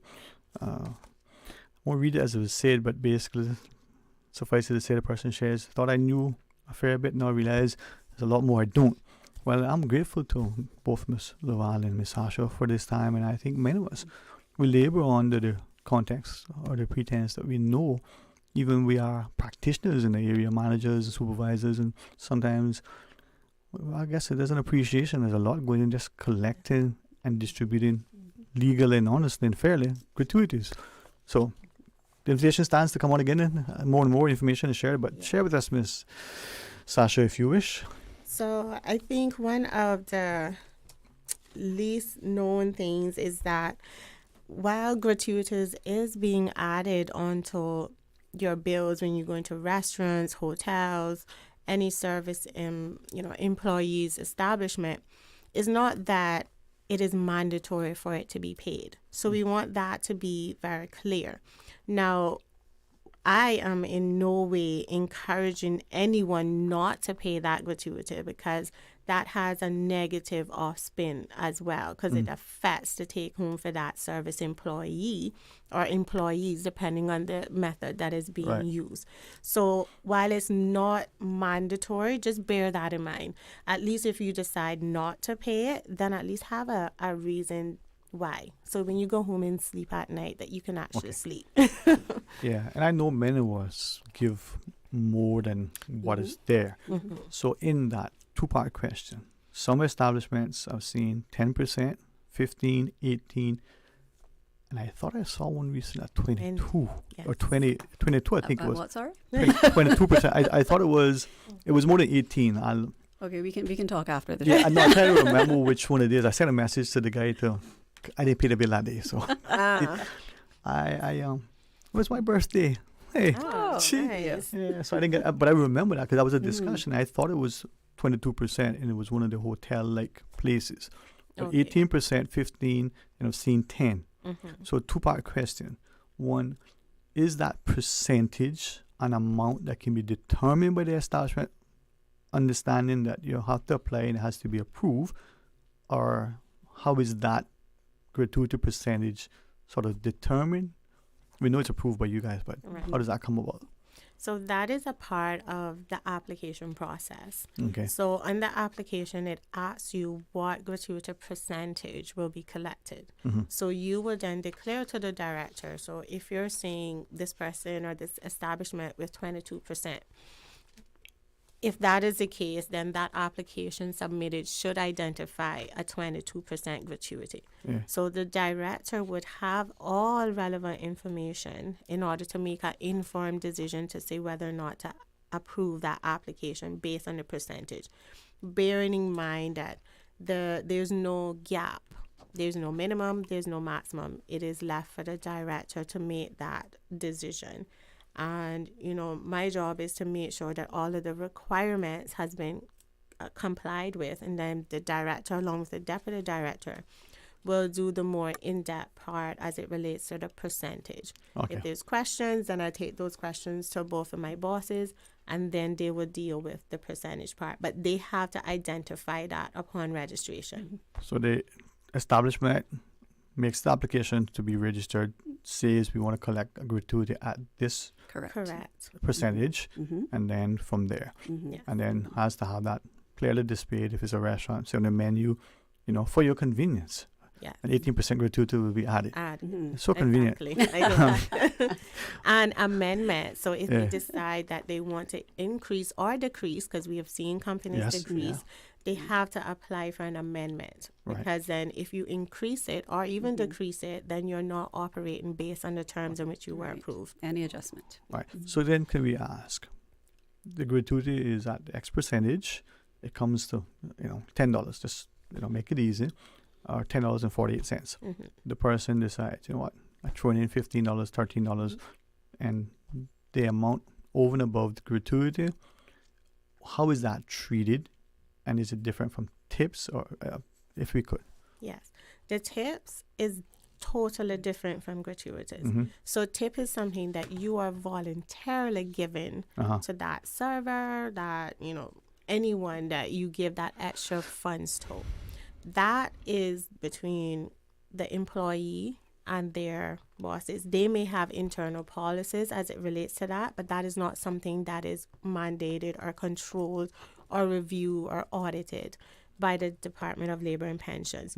So as long as it falls outside of that 15% or that 10%, whatever that gratuity percentage is, they're not required to declare that to the Department of Labor and Pensions. So then the employee, if I'm hearing you correctly, needs to understand how tips, and in this instance where the grants are there, but there's an extra couple dollars added, that's a tip, and then the employee and organization would know this is distributed to you or shared amongst us or whichever.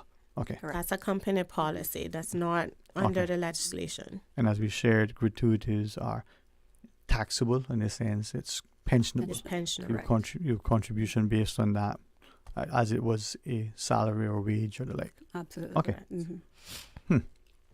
I tell you, man, if you work there, if you don't know, sometimes you see why, parliamentarians in the past may have gotten asked to intervene, because it can be, contentious, but also confusing.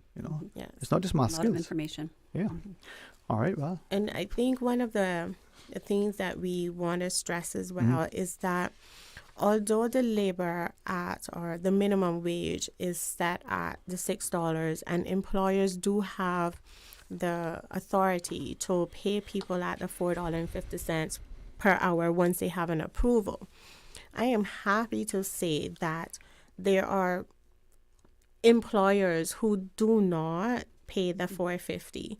They pay maybe in excess of the $6. So not that the law says that you can, mean that is exactly what's happening in every establishment.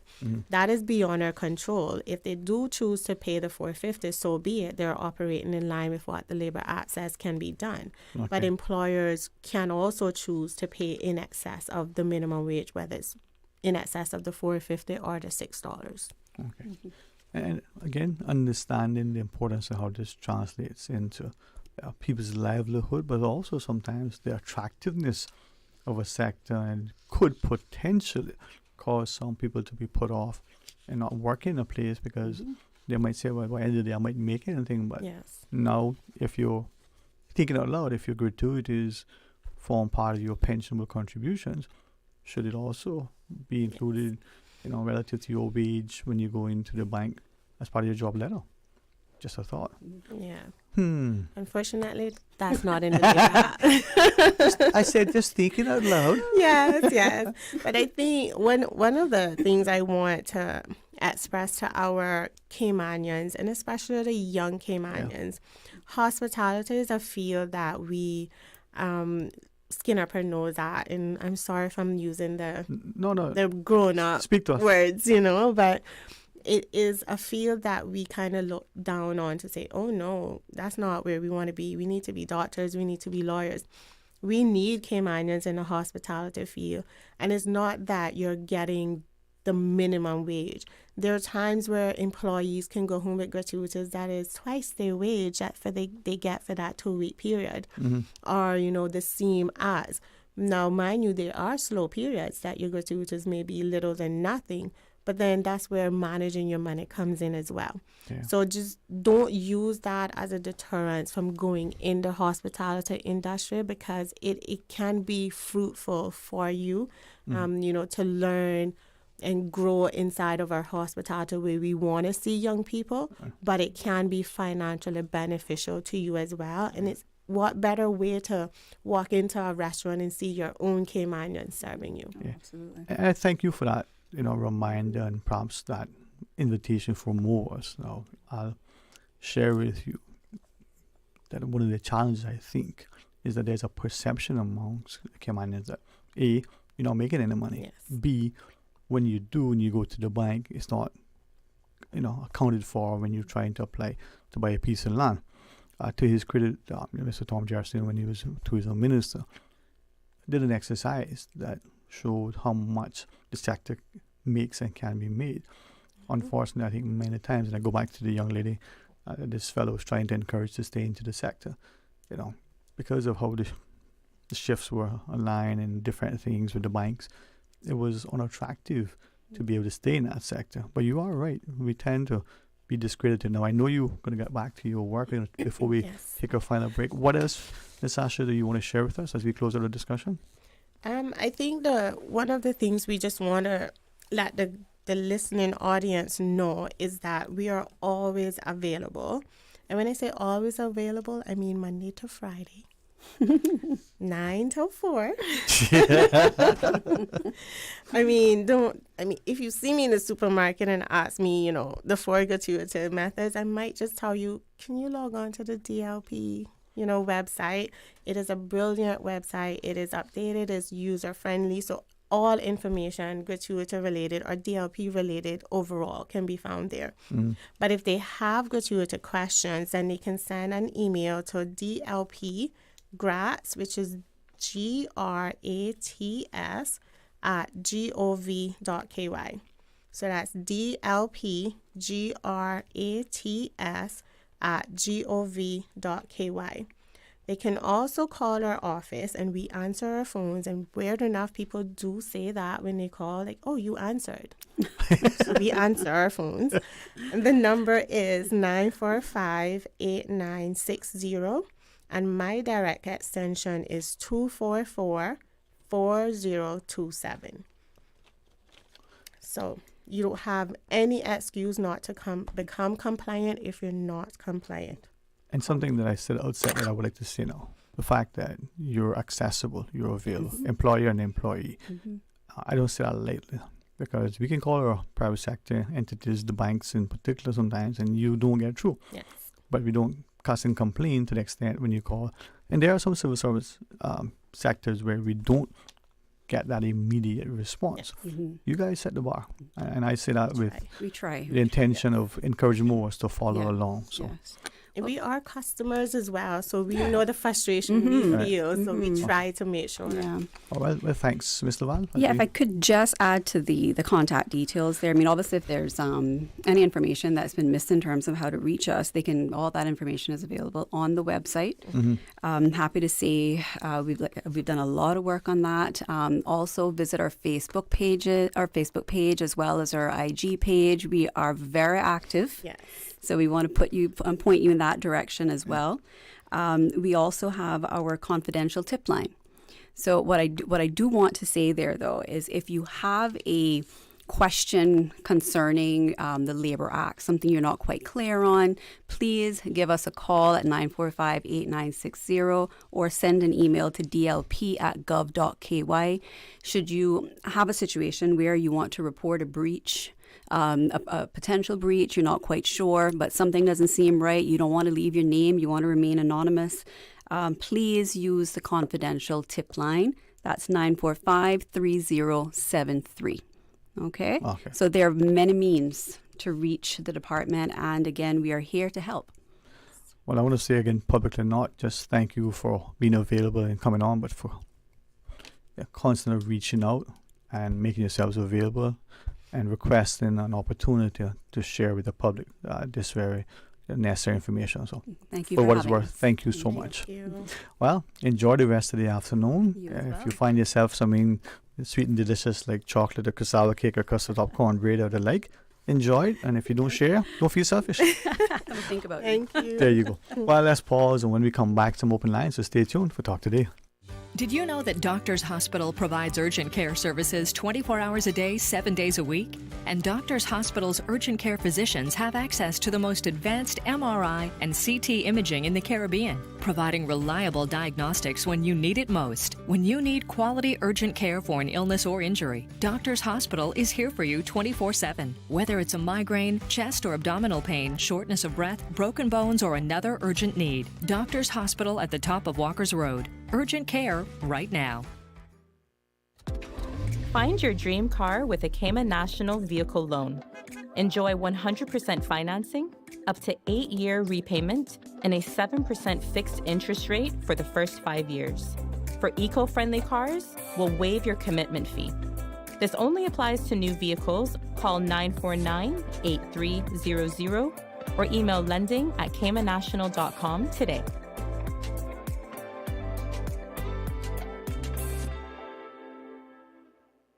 Ladies and gentlemen, children of all ages, the Super American Circus is coming to Grand Cayman with 8 exciting shows from October 4th to 6th, all under the big top at Compass Green, North Sound Road. Get ready for daring acrobats, high wire walker Blake Walenda, stunt bikes in the Ball of Steel, aerial ballet, and more breathtaking performances. Tickets $25 for kids and $45 for adults, on sale now at eventpro.ky. Proudly benefiting ARC and 1-to-1. Brought to you by the Ministry of Tourism and Ports, Cayman Airways, the Ministry of Border Control, Labor and Culture, Digicel, the Ministry of Health and Wellness, and Coca-Cola.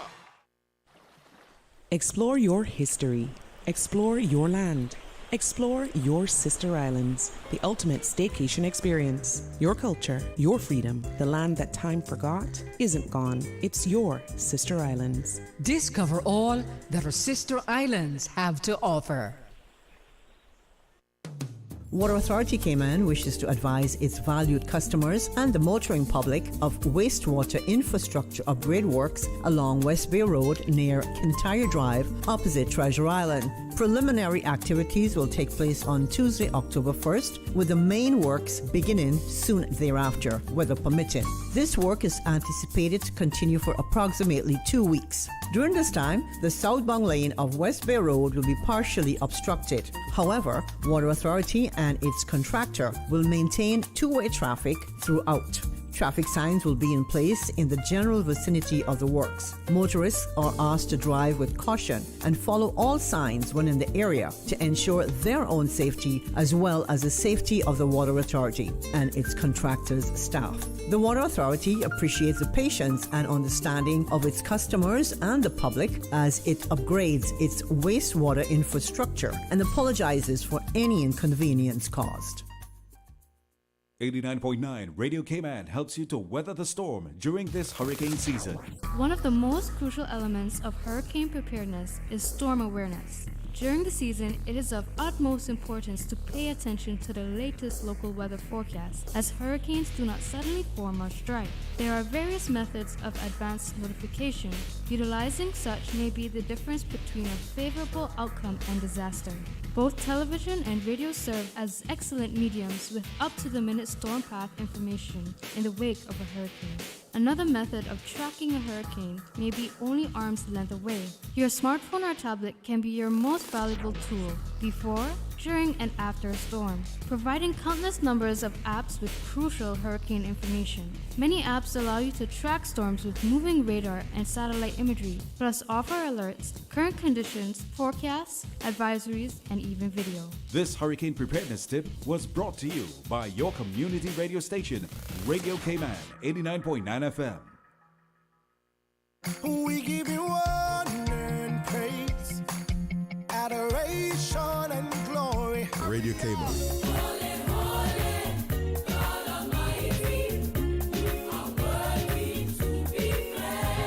Praise time. Praise him, praise him. Come and let's praise the Lord. Come and let's praise the Lord. Praise him in the morning and in the evening. Oh, let's praise the Lord. Praise time in the morning. Praise him, praise him. Weekdays 6 to 6:30 a.m. Radio Cayman, waking you up. Rock my soul in the blues of my favorite. Rock my soul in the blues of my favorite. Praise time. I know he cares. He'll always be there.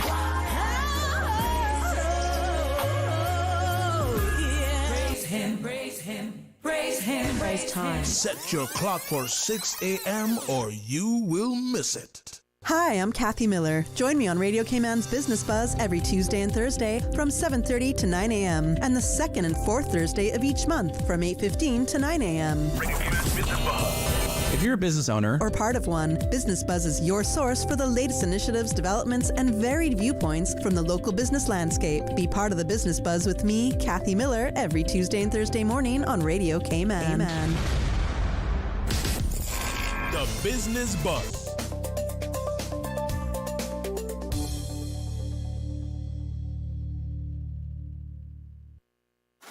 Yesterday, today, always and forever. Always love. Radio Cayman in the Cayman Islands. From Radio Cayman's newsroom, this is Headlines. The Headline News is brought to you by Kirk Market. With your latest headlines, I'm April Cummings. A regional symposium on transforming education is underway in Cayman this week. The symposium is hosted by the Caribbean Development Bank in collaboration with the Caribbean Community Secretariat, the Organization of Eastern Caribbean States Commission, UNESCO, and UNICEF.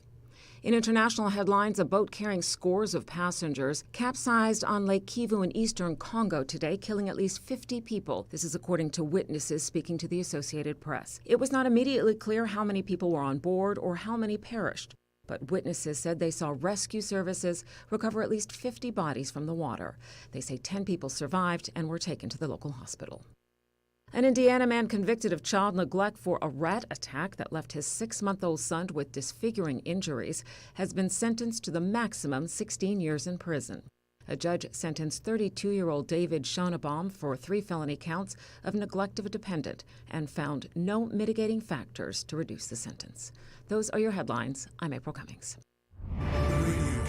www.radiocayman.gov.ky. Check out our social media pages: Facebook, YouTube, X, formerly Twitter, Radio Cayman Headline News.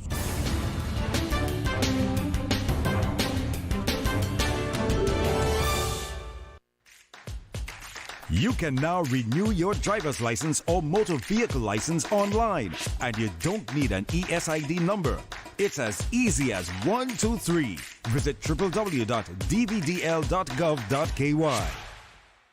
When it comes to weekly meal prep, I trust Kirk Market to provide the best value for quality proteins. The butchers at Kirk Market are super helpful. They always slice my steaks perfectly. Kirk Market has everything I need for healthy and flavorful protein-packed meals. From lean cuts of CAB choice beef, tender CAB prime beef, the juiciest pork, and all-natural hormone-free poultry, to their seafood section with everything from fresh local snapper to omega-3 rich salmon. I choose Kirk Market for the highest quality proteins to support my healthy lifestyle. Kirk Market. Eat well, live well, and discover a world of choice.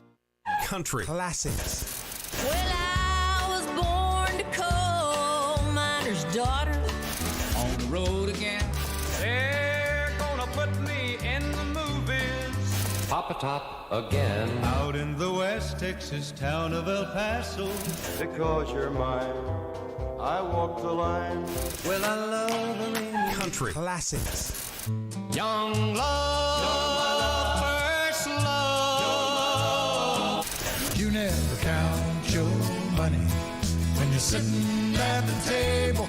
If you enjoy classic country music, come hang out with Radio Cayman this Saturday, 3:30 to 6 p.m. In the Mississippi cotton picking Delta town.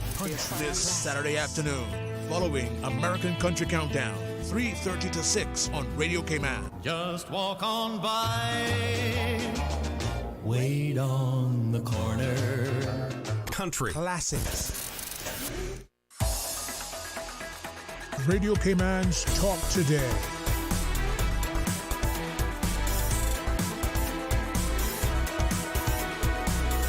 What is on your mind, Cayman?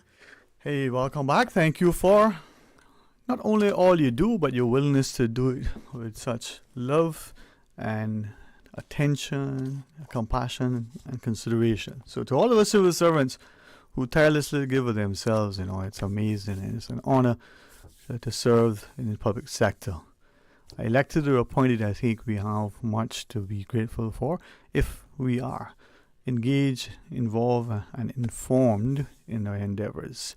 To our good friends over at the DLP, to Ms. Sacha, Ms. Loval, and the entire team, just that discussion alone on gratuities, if you look at it, it was hopefully not too exhausting, and certainly not for them, but and it was not, as Ms. Loval shared, not an exhaustive list, but just that one item can, for many, be contentious, challenging to administer, to employ, and for the employees, at times frustrating. So many takeaways. First and foremost, the good folks at DLP, they are available, they are accessible, and they are very accommodating. Reach out to them, as they shared, dlpgrats@gov.ky, or you can call them and share and ensure that you, as the employee, are cognizant of what's happening in your establishment, and as the employer as well, whether it's an established business or a new endeavor that you're considering. But like many in the public sector, this is why I say it so loudly and with such pride and integrity we have within the public sector. Right, so what's on your mind? 949-8037, 949-6990. You can call us on the WhatsApp, 925-32621. You can send a message or record a voice note. But you can also use the Flow toll-free number, 1-800-534-8255. A couple of things, and we're going to give them away. There's that circus that's coming into town. We've got tickets for the family of 4 to give away, and it's going to be great to see increasingly access to entertainment. But we also know that on Monday the parliamentarians will reconvene. There's perhaps many things, but one in particular where increasingly you understanding that there's some additional borrowings, not just to meet the capital expenditures and the like. Now, I don't want anybody to be saying, the government's gone on a spending spree, without saying it from a justified perspective, or with understanding that as much as a government wants to balance its budget, it wants to ensure that its actions serve the interests and meet the demands of the populace. But increasingly so, how do we ensure that we're there? So more of us need to participate by being a part of the statutory boards, by ensuring that we are responding to calls from government for input whenever there is a policy or proposal or a piece of legislation that is going to be put forward, and you have that public consultation. But also maybe asking how is our budget as a national budget being prepared? Should we look at a balanced budget? What does that mean if we do? Do we go through line by line and justify it?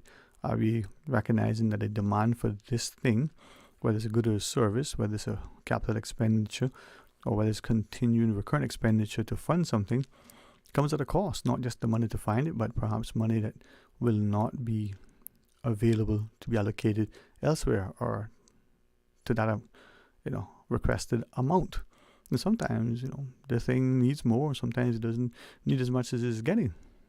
But if we're not part of it, how do we know? So 949-8037, another number to call, 949-6990, or you can WhatsApp call 925-32621, or you can use the Flow toll-free number, 1-800-534-8255. As I was sharing earlier, I had the chance to listen to a presentation, and listening to it, I recognize a number of things from the Cayman landscape. Now, we were just, participants in one, and we'll get to the caller who's lighting up the lines in a sec. Just, got to do one thing first. Now, Miss Susan will get to you in a second, so please don't go anywhere. 949-8037 or 949-6990, and you can join the queue in 1 second. She'll answer it for you. Just respectfully hold 1 second.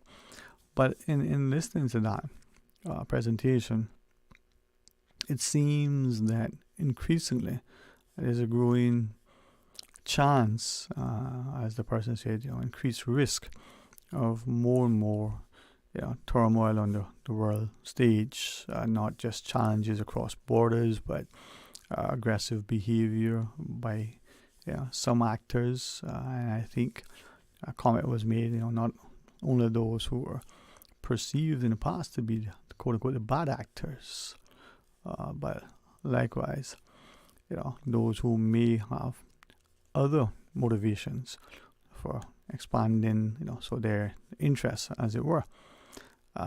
Following that, some would say, well, how does that affect us? For some of us, we're not quite sure.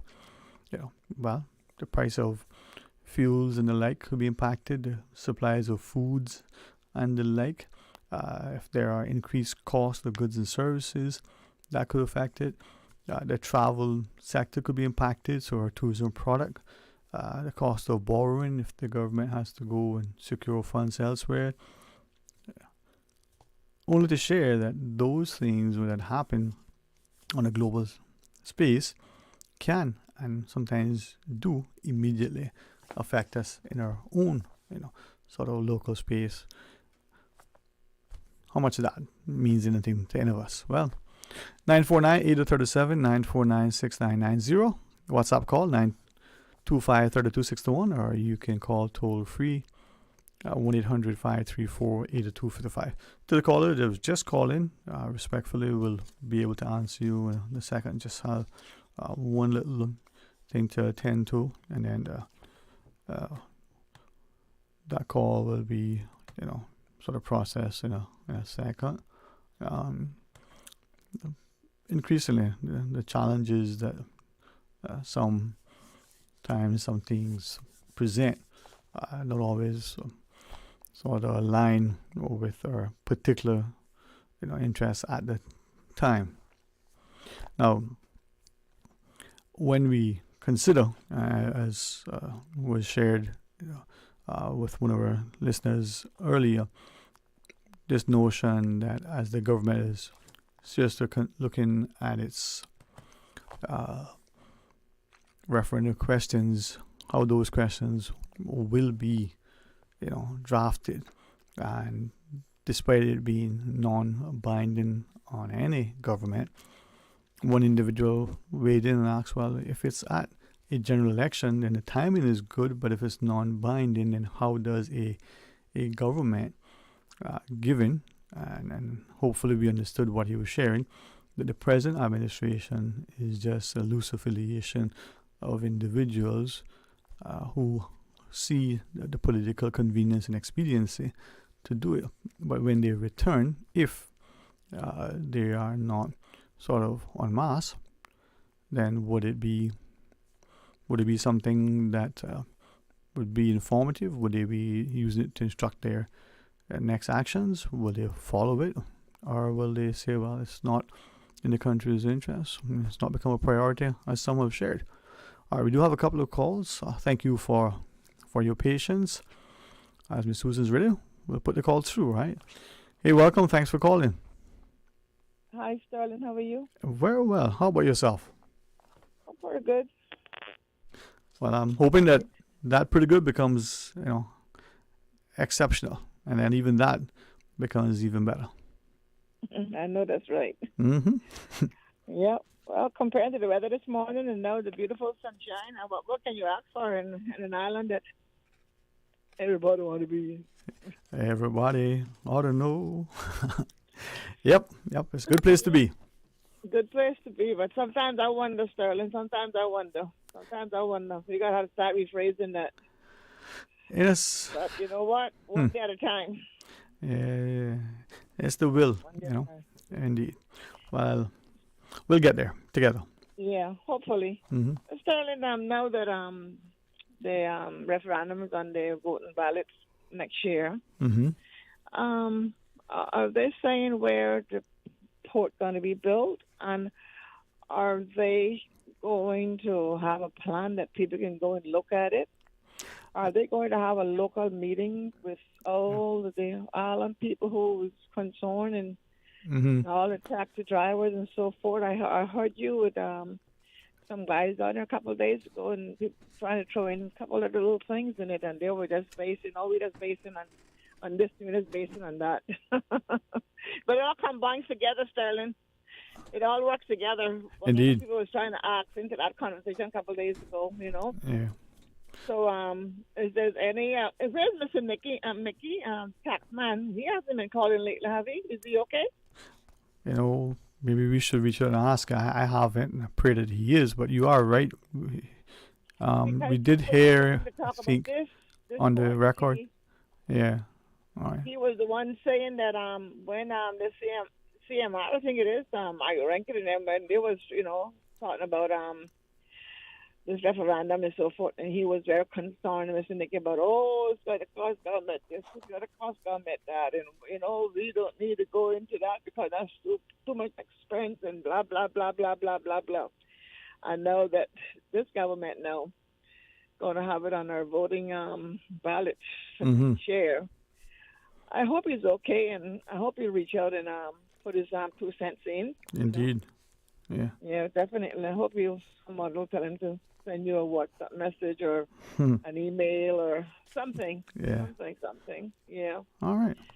So, so you're not hearing anything, Sterling, of where this port going to be built? This cruise ship, where's it going to be built? Well, that's been one of the many questions people are asking in relation to the referendum. Some have alleged, well, we don't know where, we don't know how or who, how much it's going to cost. So the question, do you want cruise ship, port, pier? A yes or no doesn't really tell you a whole lot more without those other questions being answered in the most informative way. Now the other question is putting the cargo with the cruise. Is that for convenience into, as some have shared, the scaremonger?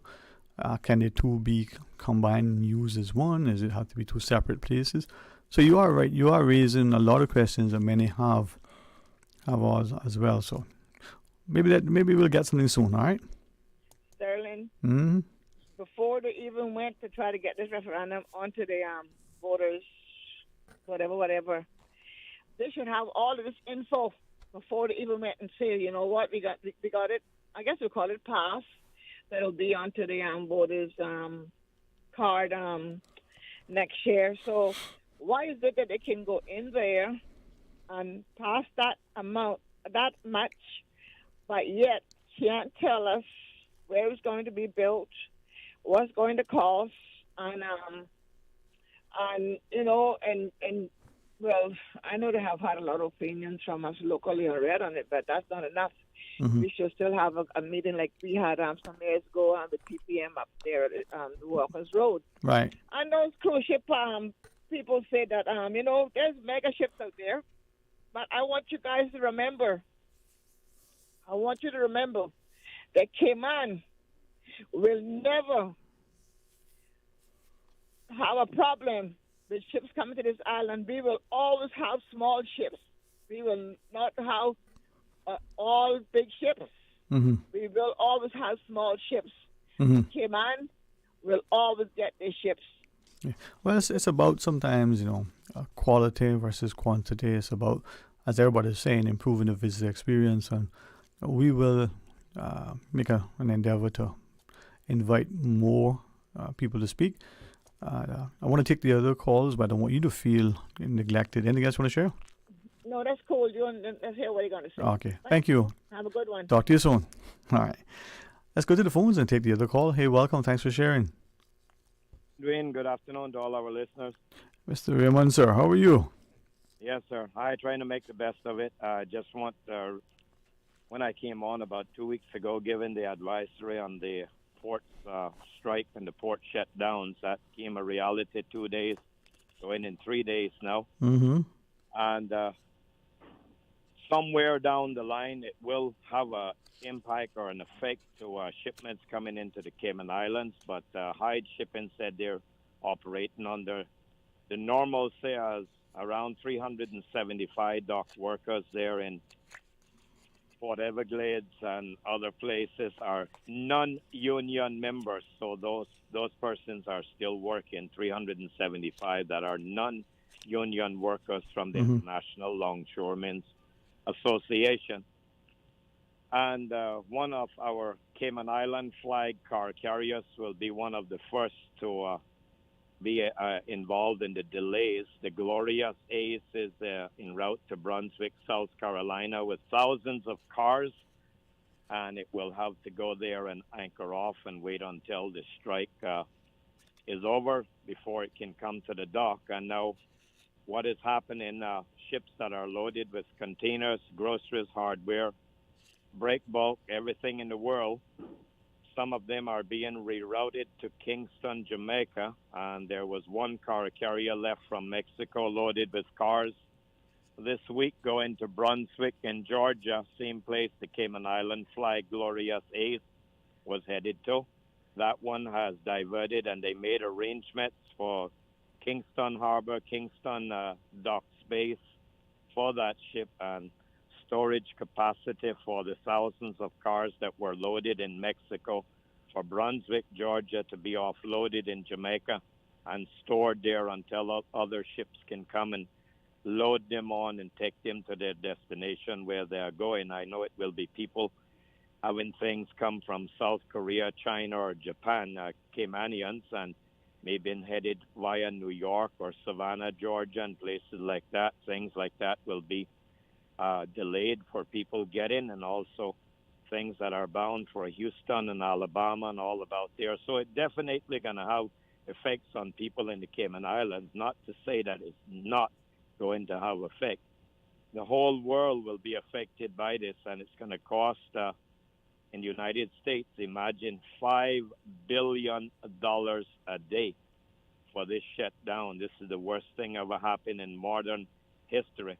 There are 100 container ships headed for the U.S. ports that are shut down. They're going to have to arrive and anchor off like when they did during the pandemic, and it's going to cost the cost of living for groceries and hardware products and all that to increase because of this strike. So it's, for all of us, going to be affected by this strike involving the 45,000 or more U.S. workers. Mr. Raymond, I certainly want to engage you some more, but I'll ask you questions future, and then we'll take the 3-4 remaining calls after the break. Please stay tuned. Accidents and illnesses can strike without warning. Ouch! When it comes to urgent care, every second counts. At Doctors Hospital, we have a dedicated team of experienced doctors and nursing staff available to you 24 hours a day, 7 days a week. Don't waste time in an overcrowded emergency room when you need urgent care. Whether it's a broken bone, a severe infection, or a sudden illness, trust in Doctors Hospital's unwavering dedication to providing the best immediate care. For complete urgent care when you need it the most, choose Doctors Hospital, located in Georgetown, 16 Middle Road. You deserve a unique vacation this year, one with easy non-stop flights from Cayman. Cayman Airways offers more non-stop flights to and from the Cayman Islands than any other airline. Now you can add Panama and Los Angeles to your travel bucket list. Skip the hassle of connecting flights. Panama is just a 2-hour non-stop flight from Cayman. And Los Angeles? Get there in less than 5 hours non-stop aboard Cayman Airways. Call 949-2311 or visit CaymanAirways.com to book your Los Angeles or Panama getaway today. Discover your dream home with Cayman National's home loan. Get up to 95% financing, repayment up to 40 years, and just a 0.5% commitment fee. Your interest rate? Depending on your risk factors, it'll be fixed or variable. Plus, you get a pre-approved credit card. This is a limited time offer. Dial 949-8300 or email lending@caymannational.com today. Freedom, Cayman Rock. Freedom, Little Cayman. Soft breezes, blue waters, no traffic. Unwind and rejuvenate your mind, body, and soul. Sister Island Staycations, a taste of freedom. Discover all that our sister islands have to offer. Radio Cayman's Talk Today.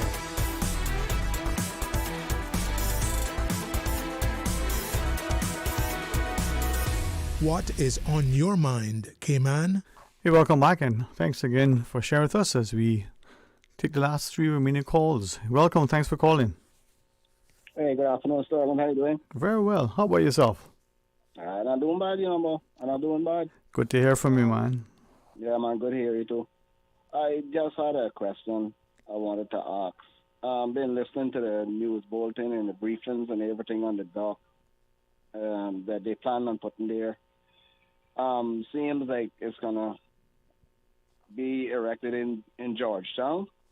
But I'm wondering what's going to be the output. I know that it can work, but what's going to be the output of the berthing facilities when the weather is bad on that side, but they still have to be tinder off on the south side. Mm-hmm. So will the government eventually build 2 pairs to accommodate this problem? Or are they going to stick just to 1? Because the whole thing about it is, if these decisions were made from the time that this government now been in Parliament, people would have had more of a foresight of what's happening.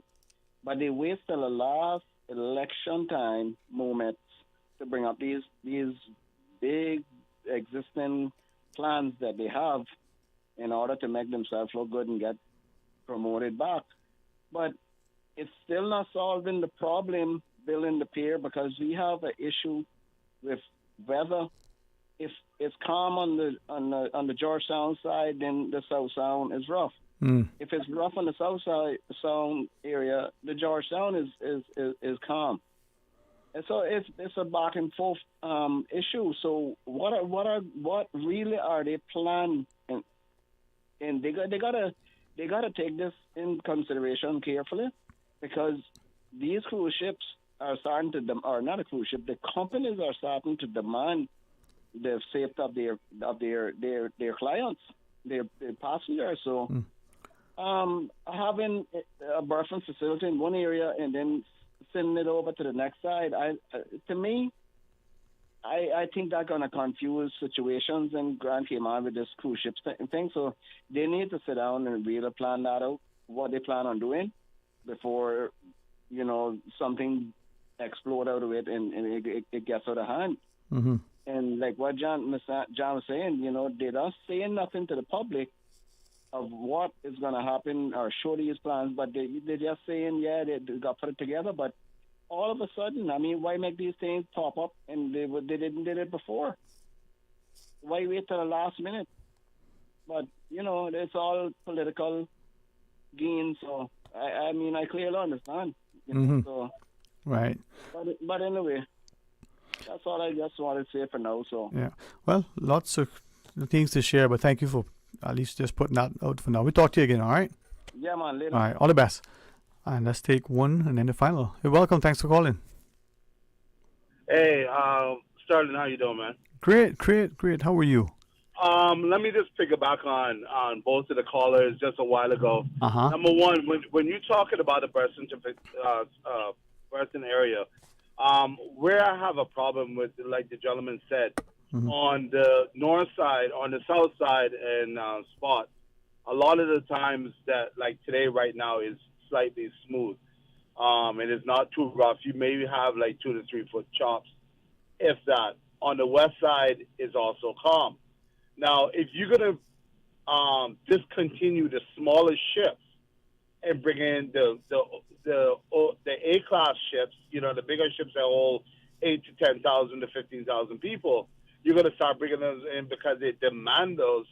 Then what happens to the days that we have a northwester for about a week or 2 to 3, 4 days that you get blow out of Georgetown? You won't have a berthing area on the south side. And to make matters even worse, if you have a berthing area on the west side and it's smooth on the south side, that means you could actually bring in more ships. One could park on the south, some could park on the west, and the smaller side could stay west. So therefore, you don't have 500 taxi drivers, right? Loaded up and fighting each other over the little bit that you're going to get.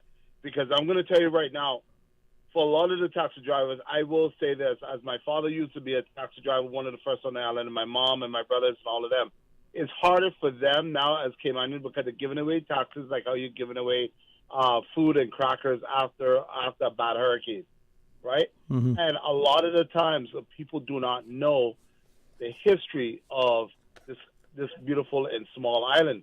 And I don't see where you could go anywhere in the Caribbean where the natives are not prioritized as taxi drivers.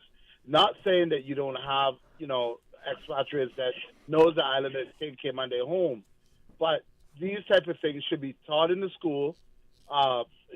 Tourism supposed to be pushed more in the school instead of banking and everything else that they're pushing in the school. Oh, well, you got to be in the bank. You got to do this. You got to do that because this is guaranteed. It's not. And one of the things that the banking industry needs to understand is that I work Stingray City, and when I was working Stingray City at the time, which tourism been in my blood since I was 16, because I worked at Bob Soda's, Don Foster's, Atlantis Submarine, all of these places that I worked. When you go to the bank, if you work Stingray City, you go to the bank and get a loan, they're going to say that you cannot put that as a viable income because it's not stable, right? They'd rather you working somewhere else. My question is, no jobs is stable because if I work in at, i.e. Car City or another place and I get fired, I'm not stable anymore. It's, as you shared, I mean, no employment for life anymore, right? You got to be employable for life. So how do you make the sector attractive and so on? Now, before we take the final call, what else you want to share? All I'm going to say, how many jobs that we have had on this island that is not stable, or they make it redundant. I think that I've not seen any plans. They're coming out with this thing, and they should show you some type of planning or how they're going to, some architecture design, or how the port is going to be. They're going to wait. My final thing is they're going to make everybody say yes, and then you're not going to have a place to say where you're putting it. They're going to drop it somewhere else and goes, you remember you said yes to this. So I'm just saying that right off the bat. You have no plans. You're not showing nobody no plans. So everything is behind the curtain, like some magician, and said, voila, here you go. That's my 2 cents. All right, well, thank you for, and we'll take one final brief quick call. I believe on our WhatsApp. Thanks for calling. Yeah, afternoon, Mr. Sterling. Hey, how are you, man? Sorry we're just getting to you at the end, but and increasing it for not making it as extended. That's all right, man. I cool with that. I'm not gonna make it too long. Thank you, man. I feeling really good today because I saw something that reminded me what we live for, and I do believe in national pride. But today, what I saw this morning, I see them two youths up by Fruit for Youth. Mm-hmm. Two boys, and I've seen them for the past 2 or 3 days now, and realizing that they had their teacher or principal, I don't know who had been in the one that showing them how to raise the flag, and they're raising the flag by themselves, and I felt so good that they when I cross again, that flag is waving at the right way, Mm-hmm. Thank you for highlighting that, man. Yes. Yeah, I don't know the kids, but they really did a good job what they're doing. That's really nice for the teachers to show them. Yeah, and it instills pride, and then there's respect, but it's also an appreciation and understanding of what we do to instill that. So thanks for highlighting it. Yeah, man, definitely. All right. But one quick thing too about that what everyone all the callers was talking about, right? Mm-hmm. With the cruise ships. And I'm not in the tourism. I'm actually trying my best to understand it more, so I don't really have too much input about it. But what I've learned is, like, when it comes into the quality and quantity of things to do on this island, it is very, very limited. And I don't know if tourism is getting people in that are sick or getting people in that are now, whatever in our industry, but really and truly, they need more to capitalize on our people, get them going. Like the little plan we're saying about the the grant, the money, the 50,000. I think it was that I heard about that. If you have good business ideas and whatnot, right? Right. But there's a limited amount of things that we can do as locals, as Caymanians in Cayman, that we desire to do. Yeah. There's things that we desire to do that could benefit tourism as well. That's why I kind of cool with this referendum thing, and I'm really making no big complaints about the decriminalization of marijuana. And I just would love to see that it gets legalized so everybody can benefit off it. And I mean everybody, Caymanians. Yeah. And as I listen to you, hopefully people would at least be able to see your perspective, even if they disagree, and making sure that we understand it. So there's much to be shared, man. Hey, thank you, okay?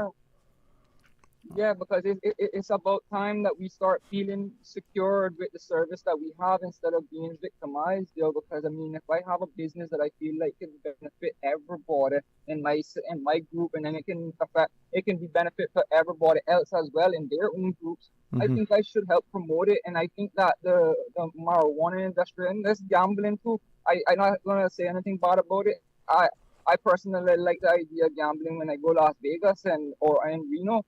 And I don't have no problem with it. I don't see no crime that would be significant to say that I'm going to get in the neighborhood. Yeah, man. Get off. All right. Well, listen, we're going to talk to you as often as we can and that you have the time. So thanks for sharing, all right?